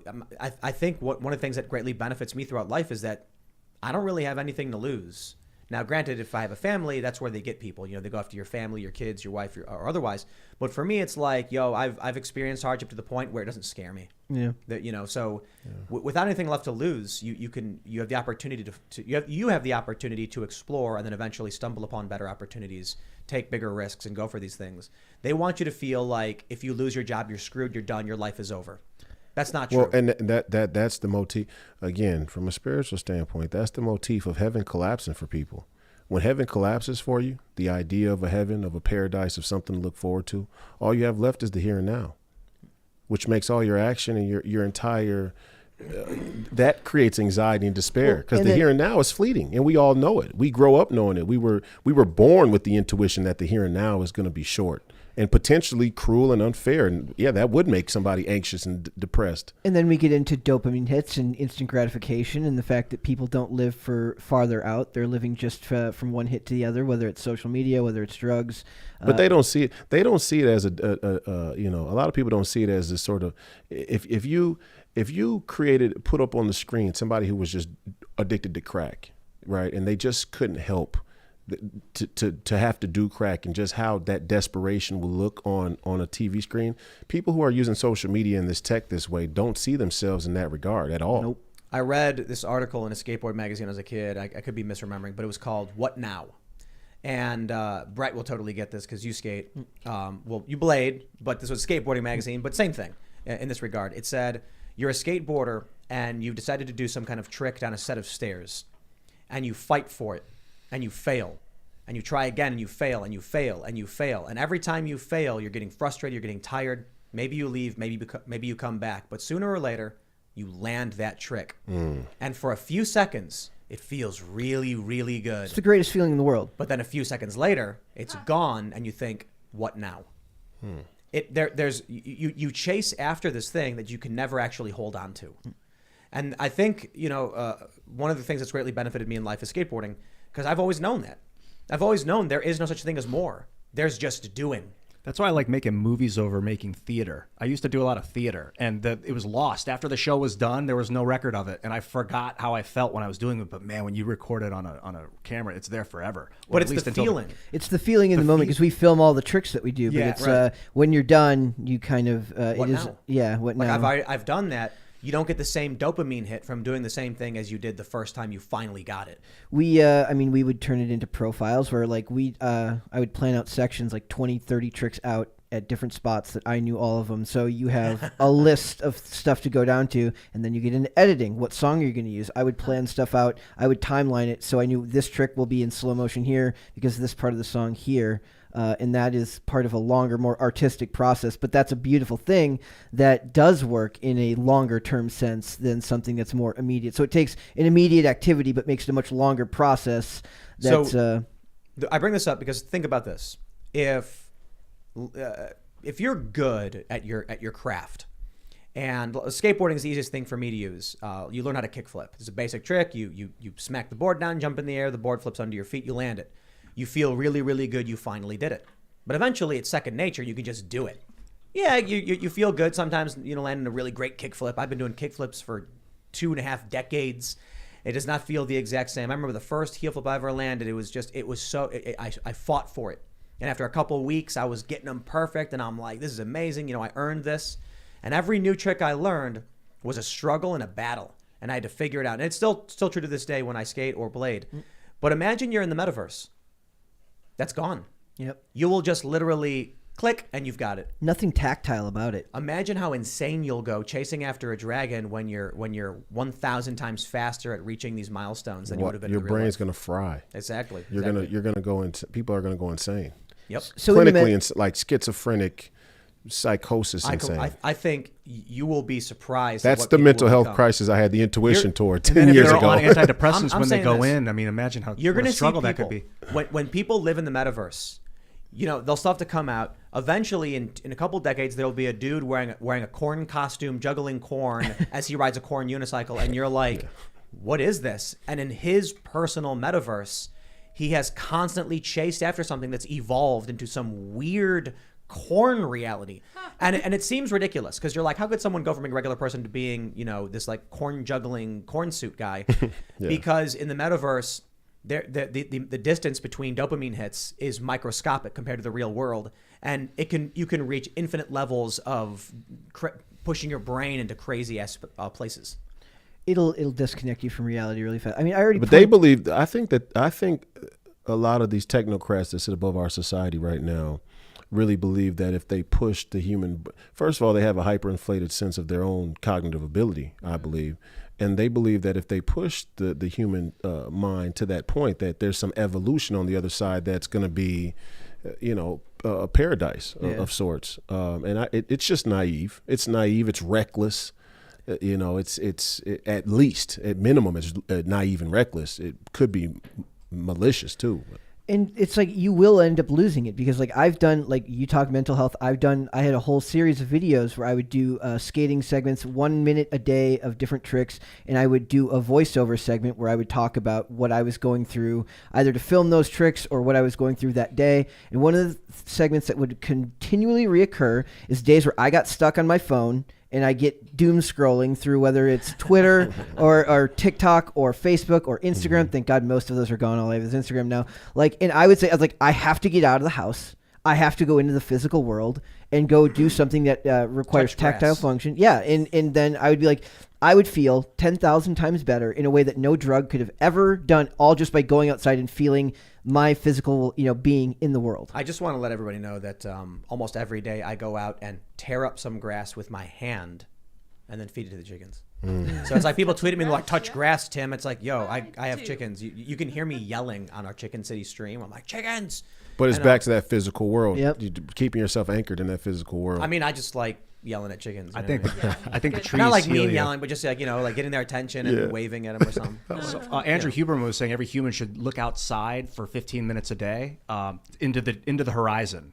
It's just something that fixes he's a neuroscientist, and he says it's really good. The things that solve my anxiety, I'm just going to say, as a prescription to people who are dealing with that radical anxiety and depression, the things that help me resolve my anxiety were truth and gratitude. Yeah. I think we're first. There's an attack on truth, universal truth, the logos, like I said, but also gratitude solves a lot of these things, right? Well, like my concept of getting to the round of 32 and playing the Anthony Davis in Kentucky and losing, but playing a good game, and they go on to win, and I could think back and go, well, what do I need to? But there's a moment in there. In that whole, paradigm of thought where you could go, man, I'm grateful for the opportunity to even have done that. Yeah. I played in front of 16,000 people, 1 million people on television. I played well. My team, I'm grateful first, gratitude first, and then the pursuit of other things is a good model. It's the same, like I said, like before I came to work here, I was working at a small apartment complex. I couldn't drive, didn't have any way of getting around. I just skated every day and worked. And just being sober, just knowing that I should surely be dead by now, that there's no reason for me to be here. If, for 99% of people had done the things I had done, wouldn't have made it out alive. I got lucky and I was blessed to do that and have just infinite gratitude for the fact that I was walking and alive and healthy.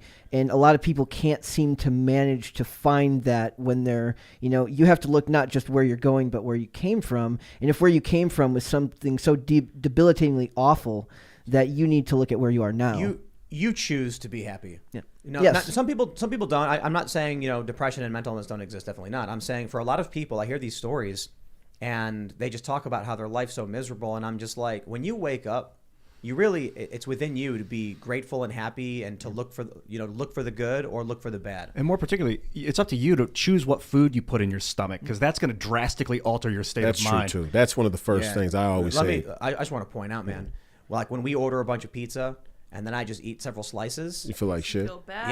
Yeah. When I eat like... Simple enough, huh? What food do you put in your body? And it really, really matters. I guess it doesn't matter when you're younger. You don't care. But today I had lettuce wraps. I think it does matter. And I when feel you're younger. fantastic. I bet if a lot of young people had really healthy diets, they wouldn't be as crazy.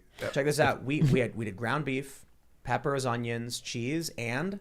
when I was walking out to throw grass to the chickens, we have wild chives growing because they sprout up all over the place. Just grabbed a whole bunch of them, rinsed them off. What'd you have? Where's this at? You didn't offer me any. It was before you got here. Oh, okay. It's some left over. I know. We're going to go find it when we're there done. Might be. Yeah, you want I definitely do. The way you made it sound. It's good. Yeah. You just take some of the mixture, you put it on some lettuce, and then I've ordered some truffle mayo. It's so good. Always and, good. I feel fantastic. We got to go to Super Chats, though. It is time. If you haven't already, smash that like button. Support the show. Head over to timcast.com to become a member if you want to support us directly. And share the show whenever you can. It really, really does help. Let's grab some of these here. Super Chats. What do we got here? Nobody Special says, Tim, what did you think of the Batman deleted Joker scene? I thought, wow, that movie could have actually been worse. Yikes.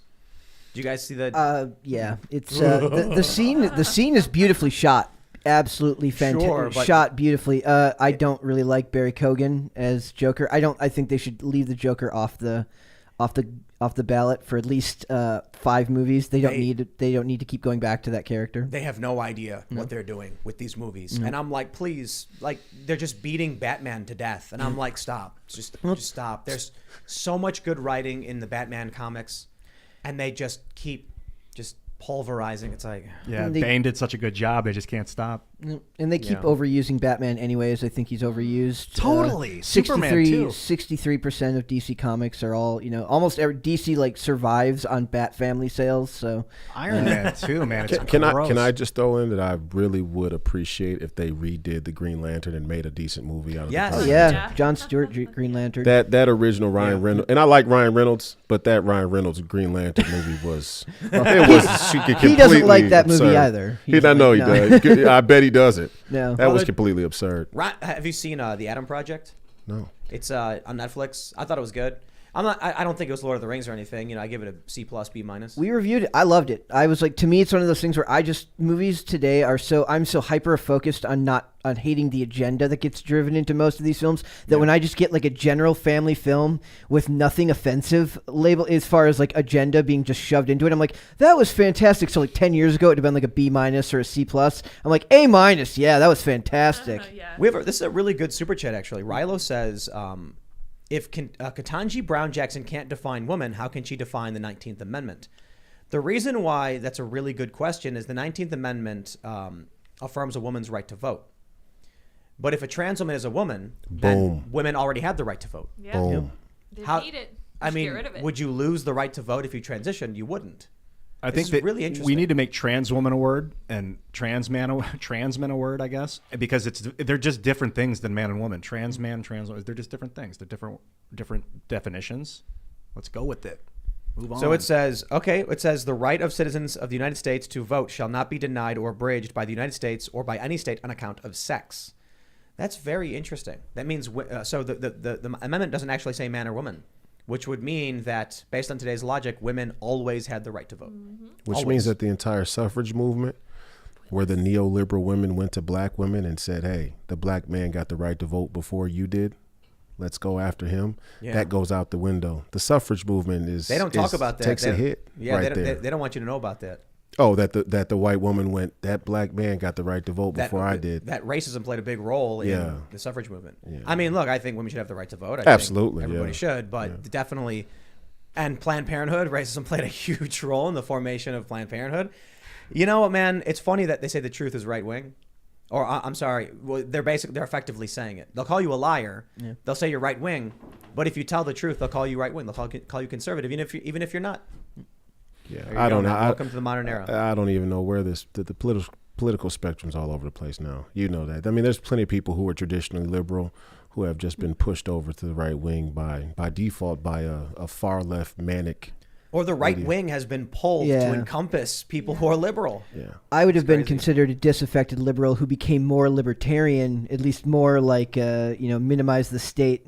Just by being pulled this way through just how far left the rest of the agenda is that I've just been moved that way, and then since then have grown and learned and changed my positions in certain areas, but definitely would have never been considered right wing or Republican or conservative, just not. They're calling me the alt-right now. Yeah. Alt-right. It's so I'm crazy. alt-right. No, but my favorite is only white people can be racist, but Candace Owens is a white supremacist. Yes. Wow. It's just whatever. I love man. that one. That's All great. right. Glyph Zero says, "Here's to some conditioner for Ian. Should cover inflation on it for a week." Thank you. I use conditioner that is for infants, by the way. I treat my hair nice. Baby shampoo. All right, David. What does it say? David C. Kronk Sr. I find it interesting that the United States has placed economic sanctions on Russia during this invasion that we never placed on Hitler during World War II. We are forcing our own economic demise. I'd like to point out that Joe Biden said we were going to disseminate food shortages. Yeah. And then he also said the food shortages are going to be the result of sanctions. And he's the one who pushed these sanctions. So it's kind of like maybe he was telling the truth about disseminating food shortages. Yep. Yeah, maybe. It's American policy that's leading to it. All right. Mickey Stone says, U.S. generals are negotiating with Chinese officials trading Taiwan for Russia in Australia right now. I have a reliable friend in the ADF. That is a bold claim. Maybe we'll see something about that, but I don't know, man. I am skeptical on those internet claims without evidence. That would be crazy, though. considering that Joe Biden's talking about ramping up chip production in the U.S., the U.S. seems to be ready to lose Taiwan. Long overdue. Ray- One of the things he's getting right, Yeah. in theory. Absolutely, yeah. Good credit where credit's due.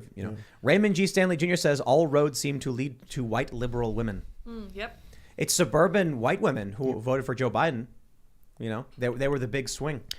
There was a sign in my neighborhood when I was still living in West St. Paul that said, vote for Kamala Harris, ... and Joe Biden. Huh. Interesting. So they weren't even voting for him then. They were voting for her for vice president, and then I guess we'll take Joe as president just because. Howard says, in a big super chat, thanks very much, respect your getting closer guy a good job. Is that reference? Anybody? No? Nothing? Closer guy a good job? Getting it? I'm assuming he means me. I don't know. I have Because no I idea. assume Are you you meant closer me. guy? I don't know. I don't know anything about that. Let's find out. I'm so NSX curious. says, this man talks like a stoic paladin. I can't vote, Australian, but you have my prayers. Very cool. Thank you. Are you familiar with the Paladin? No, From I'm not. Dungeons and Dragons, the warrior of yeah. God. Yeah, He okay. uses divine energy Yeah. to protect his allies. Thank you. I appreciate that. Thank you. Familiar with the Stoics. You have an aura of healing. It's good. I've never been called that. Defensive I'm aura. usually called pretty radical. Maybe you guys calm me down. I appreciate you guys allowed me to be comfortable to have a nice, calm conversation. I get theatrical. All right, Dragon Lady says, Tim, I live in Toledo area where the Floyd mural was. It was not partly cloudy that day. Rained off and on all day. Massive storm rolled in at the time of the lightning strike. Sky was dark, pouring rain, high winds, much lightning. I watched it. Fantastic storm. Interesting. I'm still wondering how the roof wasn't damaged and Yeah. only George Floyd was blown off the side of the building. Crazy. God's wrath. I'm gonna go with metal in the paint. That's my You know, final answer. The whole wall was painted. Let me, Just his whatever they used on his face was like They had a special paint lead just for or him? something. Yeah, maybe. I want to say something real quick about George Floyd. Okay. This guy doesn't, to say that the state has gone too far or that we always have to be mindful of the authority and scope of governance as citizens is not the same to enshrine him as a hero, although I know that some people may think he's a hero. And looking at the situation where he was involved in the home invasion and put the gun to a pregnant woman's stomach, which I don't know if that's a I thought true that was story. debunked. Was it? Is I debunked? thought that was debunked. That I could be wrong on that. Somebody would have to Maybe fact it check me. was, I but- thought that at least the part about him holding the gun to a pregnant woman's belly. I heard that was debunked. I'm but I just could be saying wrong. that what I want people on both sides to do is separate. Am I a Roman citizen? Do you have the right to bind and beat a Roman citizen who has not been convicted of a crime? And George Floyd, regardless of who he was in his life, has a right to have a trial. And he had a family. He has a humanity regardless of what he had done. So Agreed. Yeah. Yeah. This is why I'm actually a fan of bail reform. I think there's problems with it. You see what happens in New York when repeat offenders just keep getting let go and crimes keep happening. So there's got to be a way to stop that for sure. But I don't like the idea that you could be poor, get accused of a crime, let alone not even proven to have done anything wrong, and they can say we can lock you up for an extended period of time. That means you're going to lose your job. You'll probably get evicted. People will wonder where you went. It'll be hard to communicate. I'm like, no. I think about Kyle Rittenhouse, for example. What did he spend? Almost 3 months in jail, only for the state to finally come out and admit tyranny. Right. There's video evidence. It was clear cut. He should have been in and out of court. The cops should have looked at that. And the DA should have been like, but instead, because of politics, they were like, let's lock him up for a while. DA's in on it. Kyle Rittenhouse, if he was going to be locked up by the state, should have been given a, let's just say 4-star hotel, not 5-star, but you should have a nice accommodation because you're not convicted of any crime. If the state wants to hold you, you should be held in complete median middle class standards. Instead, they put you in jail with everybody else. You lose your job. Now you got to have internet. You should be allowed to use the phone at your own discretion. Internet access. You've done no wrong. Why can't you communicate at least? If they've not, I understand saying, look, we have reason to believe you committed a crime, so we're going to be holding you. But because we don't want you to commit another crime or hurt somebody, but there's no reason you can't talk to your family or get access to the internet, right? Right. No. I'm not a fan of locking people up because what happens is a lot of cops use the process as the punishment. They say, I know that I can get you 2 days in jail if I arrest you right now for any reason I make up or say. Yeah. So in New York, you have cops. They often do this. They'll arrest someone because it's easier just to deal with arresting a protester or otherwise. Send them to the station, let them stew over the weekend. They'll get out. Charge will be dropped, but it took care of the problem in the short term.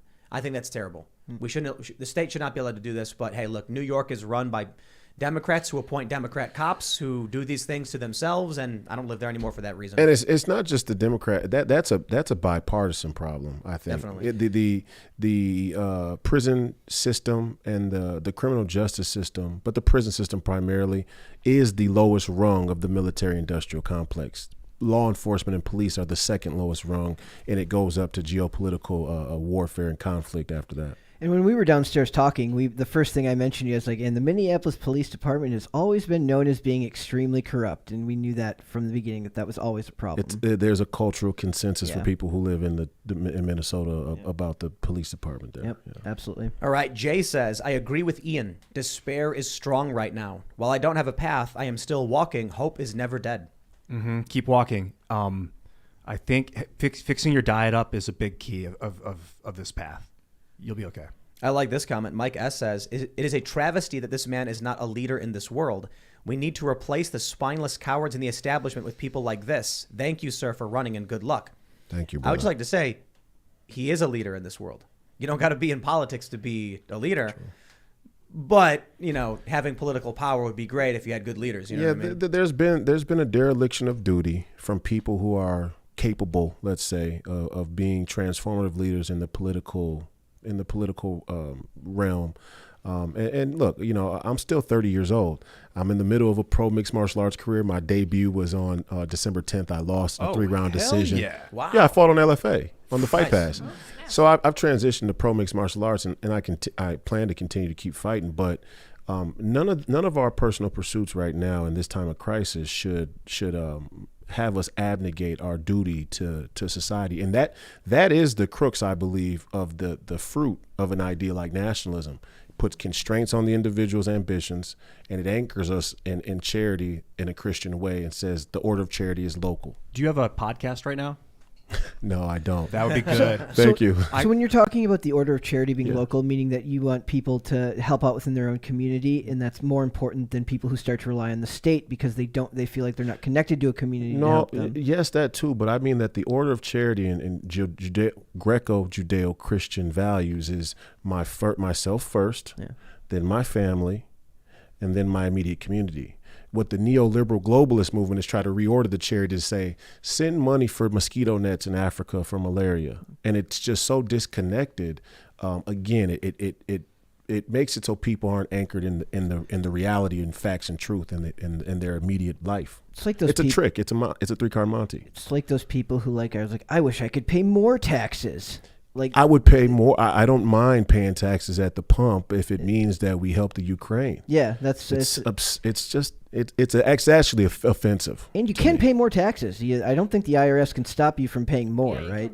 It's like the white woman from the GQ. This is the perfect motif of the crisis in white liberal women is the woman who interviewed Jordan Peterson from the GQ magazine. Yeah, Kathy and Newman. that interview is awful. And he backs her into a corner, and she tells us exactly what's wrong with the liberal ideology. He says, if you're so privileged and there's so many people who could benefit from what you have, why don't you give up your job? Yeah. And she just sits back and goes, no, I'm not going to do that. That's Helen Lewis is her name.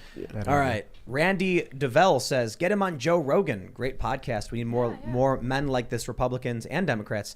Keep doing what you're doing. Proud Timcast member. Yes, and also Lily Tang Williams.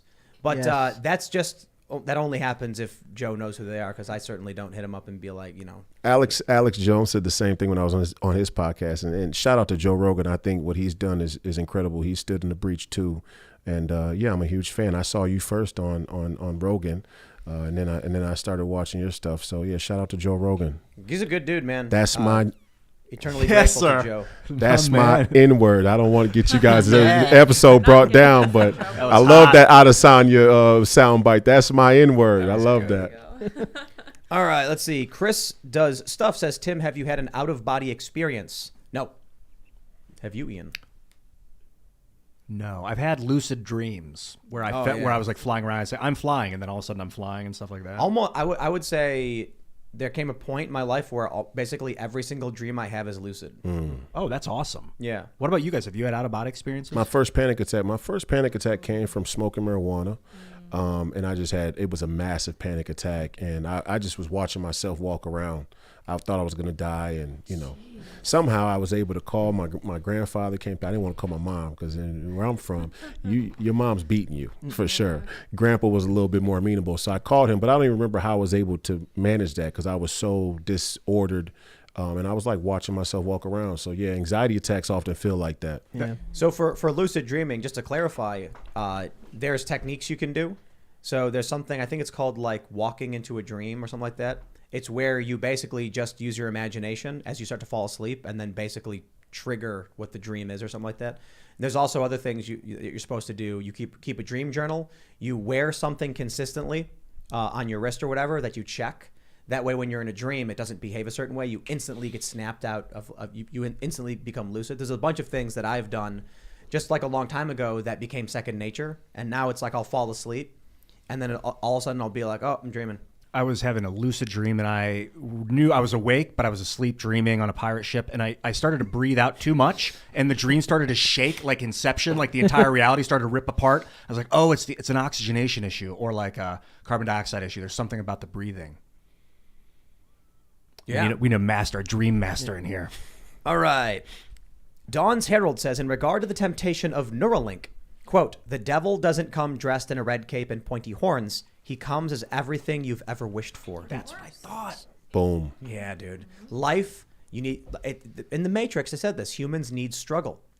How boring is it if you just accomplished everything instantly overnight? You'd not be happy. Yep. You'd feel nothing. So the rightful criticism of our system and establishment isn't that they've set up a society where people have to struggle in order to find meaning. It's that they've been predatory and corrupt and dishonest in how they've set the playing field and presented it as one that's fair and honest when really it's overtly corrupt. So that's my take on it.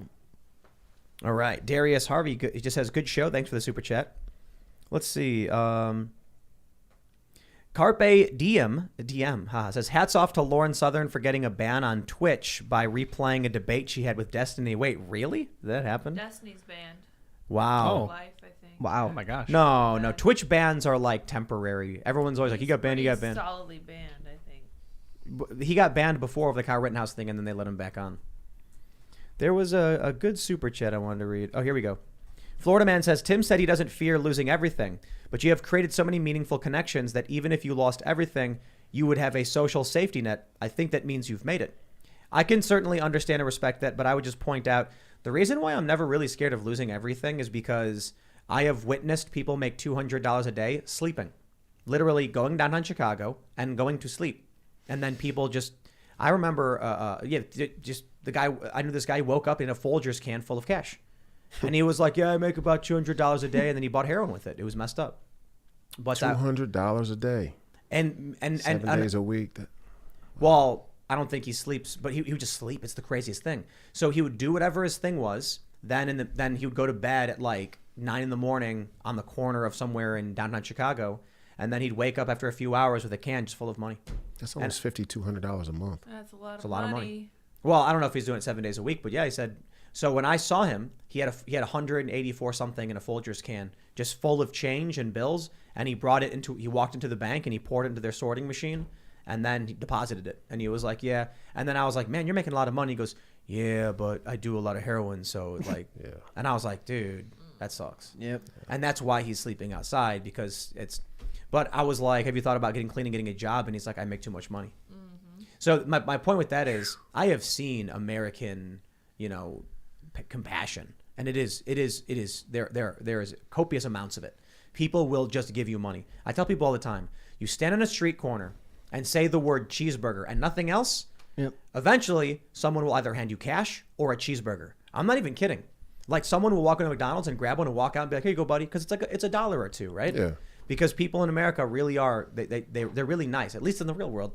The people in America on Twitter just want to emotionally destroy you for some reason. I don't know why. My aunt that I grew up, who's like a second mother to me, every time she sees somebody who even looks remotely homeless, she looks for cash in her car and she gives it to them. I usually give them high five, like shake their hand, and they're so much happier than when I hand them money. Like eye contact, It's and like, weird. I love you, man. Weird how that works. I'm one of those. I give a lot. Like I would rather give money to somebody on the corner, rather because if you were going to give to charity, you have to do your due diligence. You have to look up how much of this is actually going to the cause in question, how much of it is going to administrative fees and stuff like that. Yeah. I'm much more likely to just want to give it to the guy who's like, this guy's out on the court. We go to a Walmart over here all the time, and there's this one place where there's always people there. And if I have it, I will give it to them because, like, at least I know that it's going to this person, and whatever he chooses to spend that on, not my choice, but I make that choice for that the transactional nature of that relationship, and I'm okay with that, at least as far as that form of charity. I'm wary of giving cash to random people holding signs because I knew people growing up. It's called flying signs, and so they would be like, "Hey, did you want to go fly signs?" And it's like literally people with apartments. Oh, it's like a scam. Yeah. I guess you'd call it a scam. It's like a job, just not a. They call it flying signs. Not an and honest so, job. Wow. You know what the most powerful sign I've ever seen in my life was? I've seen a lot of signs. What? So first, let me just give you some backstory. You've seen the signs where like a guy says, "Let's be honest, I'm going to buy beer," and the Yeah. idea is to be funny, and then it's like, it's relatable. Some people do the normal signs like, I'm homeless and I'm working really hard and I could use support. I saw one guy in Chicago with his head down and his sign said, "I have nothing, please understand." And I almost started crying when I saw that sign, That's dude, tough, because he yeah. didn't ask me for anything. So I was like, I'm gonna give this guy whatever I can. Yeah. But I'll give to people, but when I do give to somebody who's just flying a sign, I'll be like, the money I'm giving you is for you to do whatever you want with. Have a good day, man. Like, it's literally the idea is you might just take the cash because you make a lot of money doing this. You're not homeless. I don't care, whatever. But I much prefer to just do massive tips at restaurants. Yeah. Because then you've got someone, they're working a job, probably not the greatest job in the world. You got to deal with crappy customers. Yeah. I always like, in whatever capacity I can, just do a massive tip because then it's like you're being rewarded for the work you're doing right now. Yeah, and that you're was having a good day. a lesson I learned from my mom. If I didn't have a job, she wouldn't help me out financially at all. But if I got a job, she'd be like, "Okay, I'll help you out with your rent if you can't afford it. If you have a job." Yeah. That's worthwhile. My dad told me that what he would do is like he would go out and he'd see people with Vietnam veteran signs, like I'm a Vietnam vet, and he would quiz them on like what rifle did you carry, because he wouldn't give it to them unless he knew they for sure served in Vietnam. I thought that was very very clever of him to at least keep them honest in that way. The hardest thing I think for us to decide going forward as a society is what to do with the least amongst us. What's reasonable to do, and it's not going to be an easy solution. And anybody who says that they have some fail-safe solution at how to approach that, they're just kind of being dishonest. It's a hard one because especially if I know how close I was, and your people are hitting the chat, and I appreciate their compliments, but they also got to realize that I'm a testament. I was this close. I could have easily been dead or overdosed or in the gutter from being addicted to benzos. And I got them prescribed by a doctor. So imagine how many people are coming by this circumstance in ways that aren't malicious or, You know what else I want to mention lack of too? character. Oxycodone. But what about the other direction? I want people to hear this. You told a story about how you stood up for what you believed in and you refused to back down. You could have been a superstar, but you decided that there were certain things that were more important. So now you're still fighting, you're still eating, you're fighting now, literally fighting. Literally, yeah. But you're doing your thing. You're always doing. You know what I mean?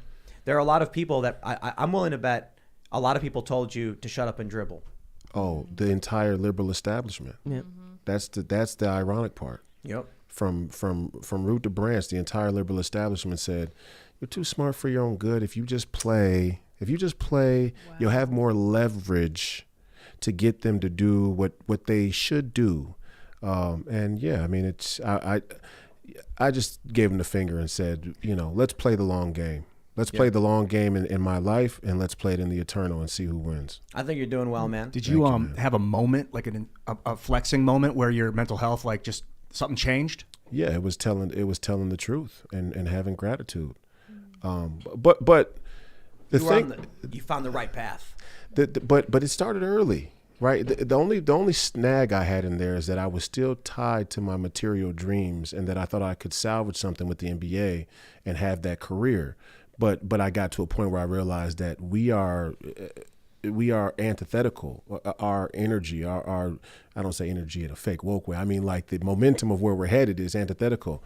But the real turning point for me was a 14-year-old, when I first started talking about anxiety in the public square, when this whole NBA thing broke out.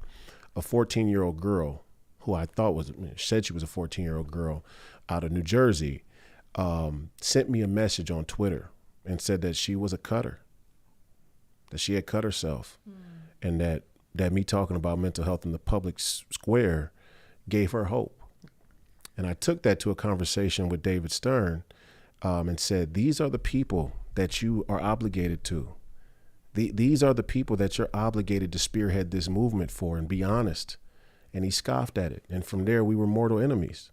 Me as a righteous and divine warrior for God and the Christian faith that I serve, and him as a chameleonic, globalist, authoritarian elite. And we're at odds. So yeah, the war's on.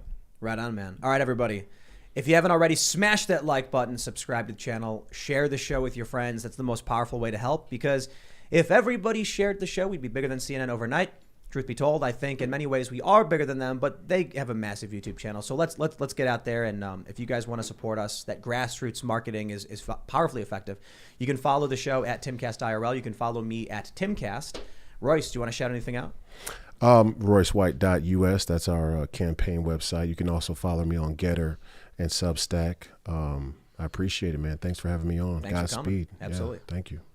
Guys, you can follow me at Brett Dasovic on Instagram, but also Pop Culture Crisis on YouTube. If you go to the YouTube channel, we cut up all the segments into videos. I didn't have as much to say tonight, but I promise I have a great amount to say on just about everything we talk about there, probably more than most people would expect. And then if you do that, in the description box of any of those YouTube videos takes you to the Spotify playlist that has all the episodes start to finish. It's the best way to watch the show. Me, Miracle, and we're going to have some more changes and some different things coming with the show in the near future. Sweet. I wanted to make sure you're on Twitter too. Yeah, Twitter, but Highway_30. That's what I tweeted out. I want to make sure it's you. It's a graveyard, dude. Maybe good you to guys meet got man. more juice than me. I've been shadow banned for years You're on lit Twitter. up tonight. Thank you. Hey, you. Brett, good to see you again, man. Royce, amazing to meet you. Thank you, man. brother. Thank you, guys. Wonderful. I can't tell. Look, the establishment told me face to face, if you don't do what we say, there's no chance that you'll have a voice and you'll be able to help people. And you guys doing stuff like this and giving me a platform allows me to do what I want to do and proves them wrong. So thank you. I really appreciate it, Yeah. man. Brother. I will see you guys next Wednesday. I'll be out of town on a little adventure, and I'll let you know how that goes. Alrighty. Yes, thank you very much for coming tonight, Royce. I hope that more people will follow you and learn more about you, your fighting career, your basketball playing career, and that Guardian article that came out that was actually pretty good about you. I recommend people go check that out for sure. Get a little background on Royce. You guys may follow me on Twitter and minds.com at Sour Patch Lids.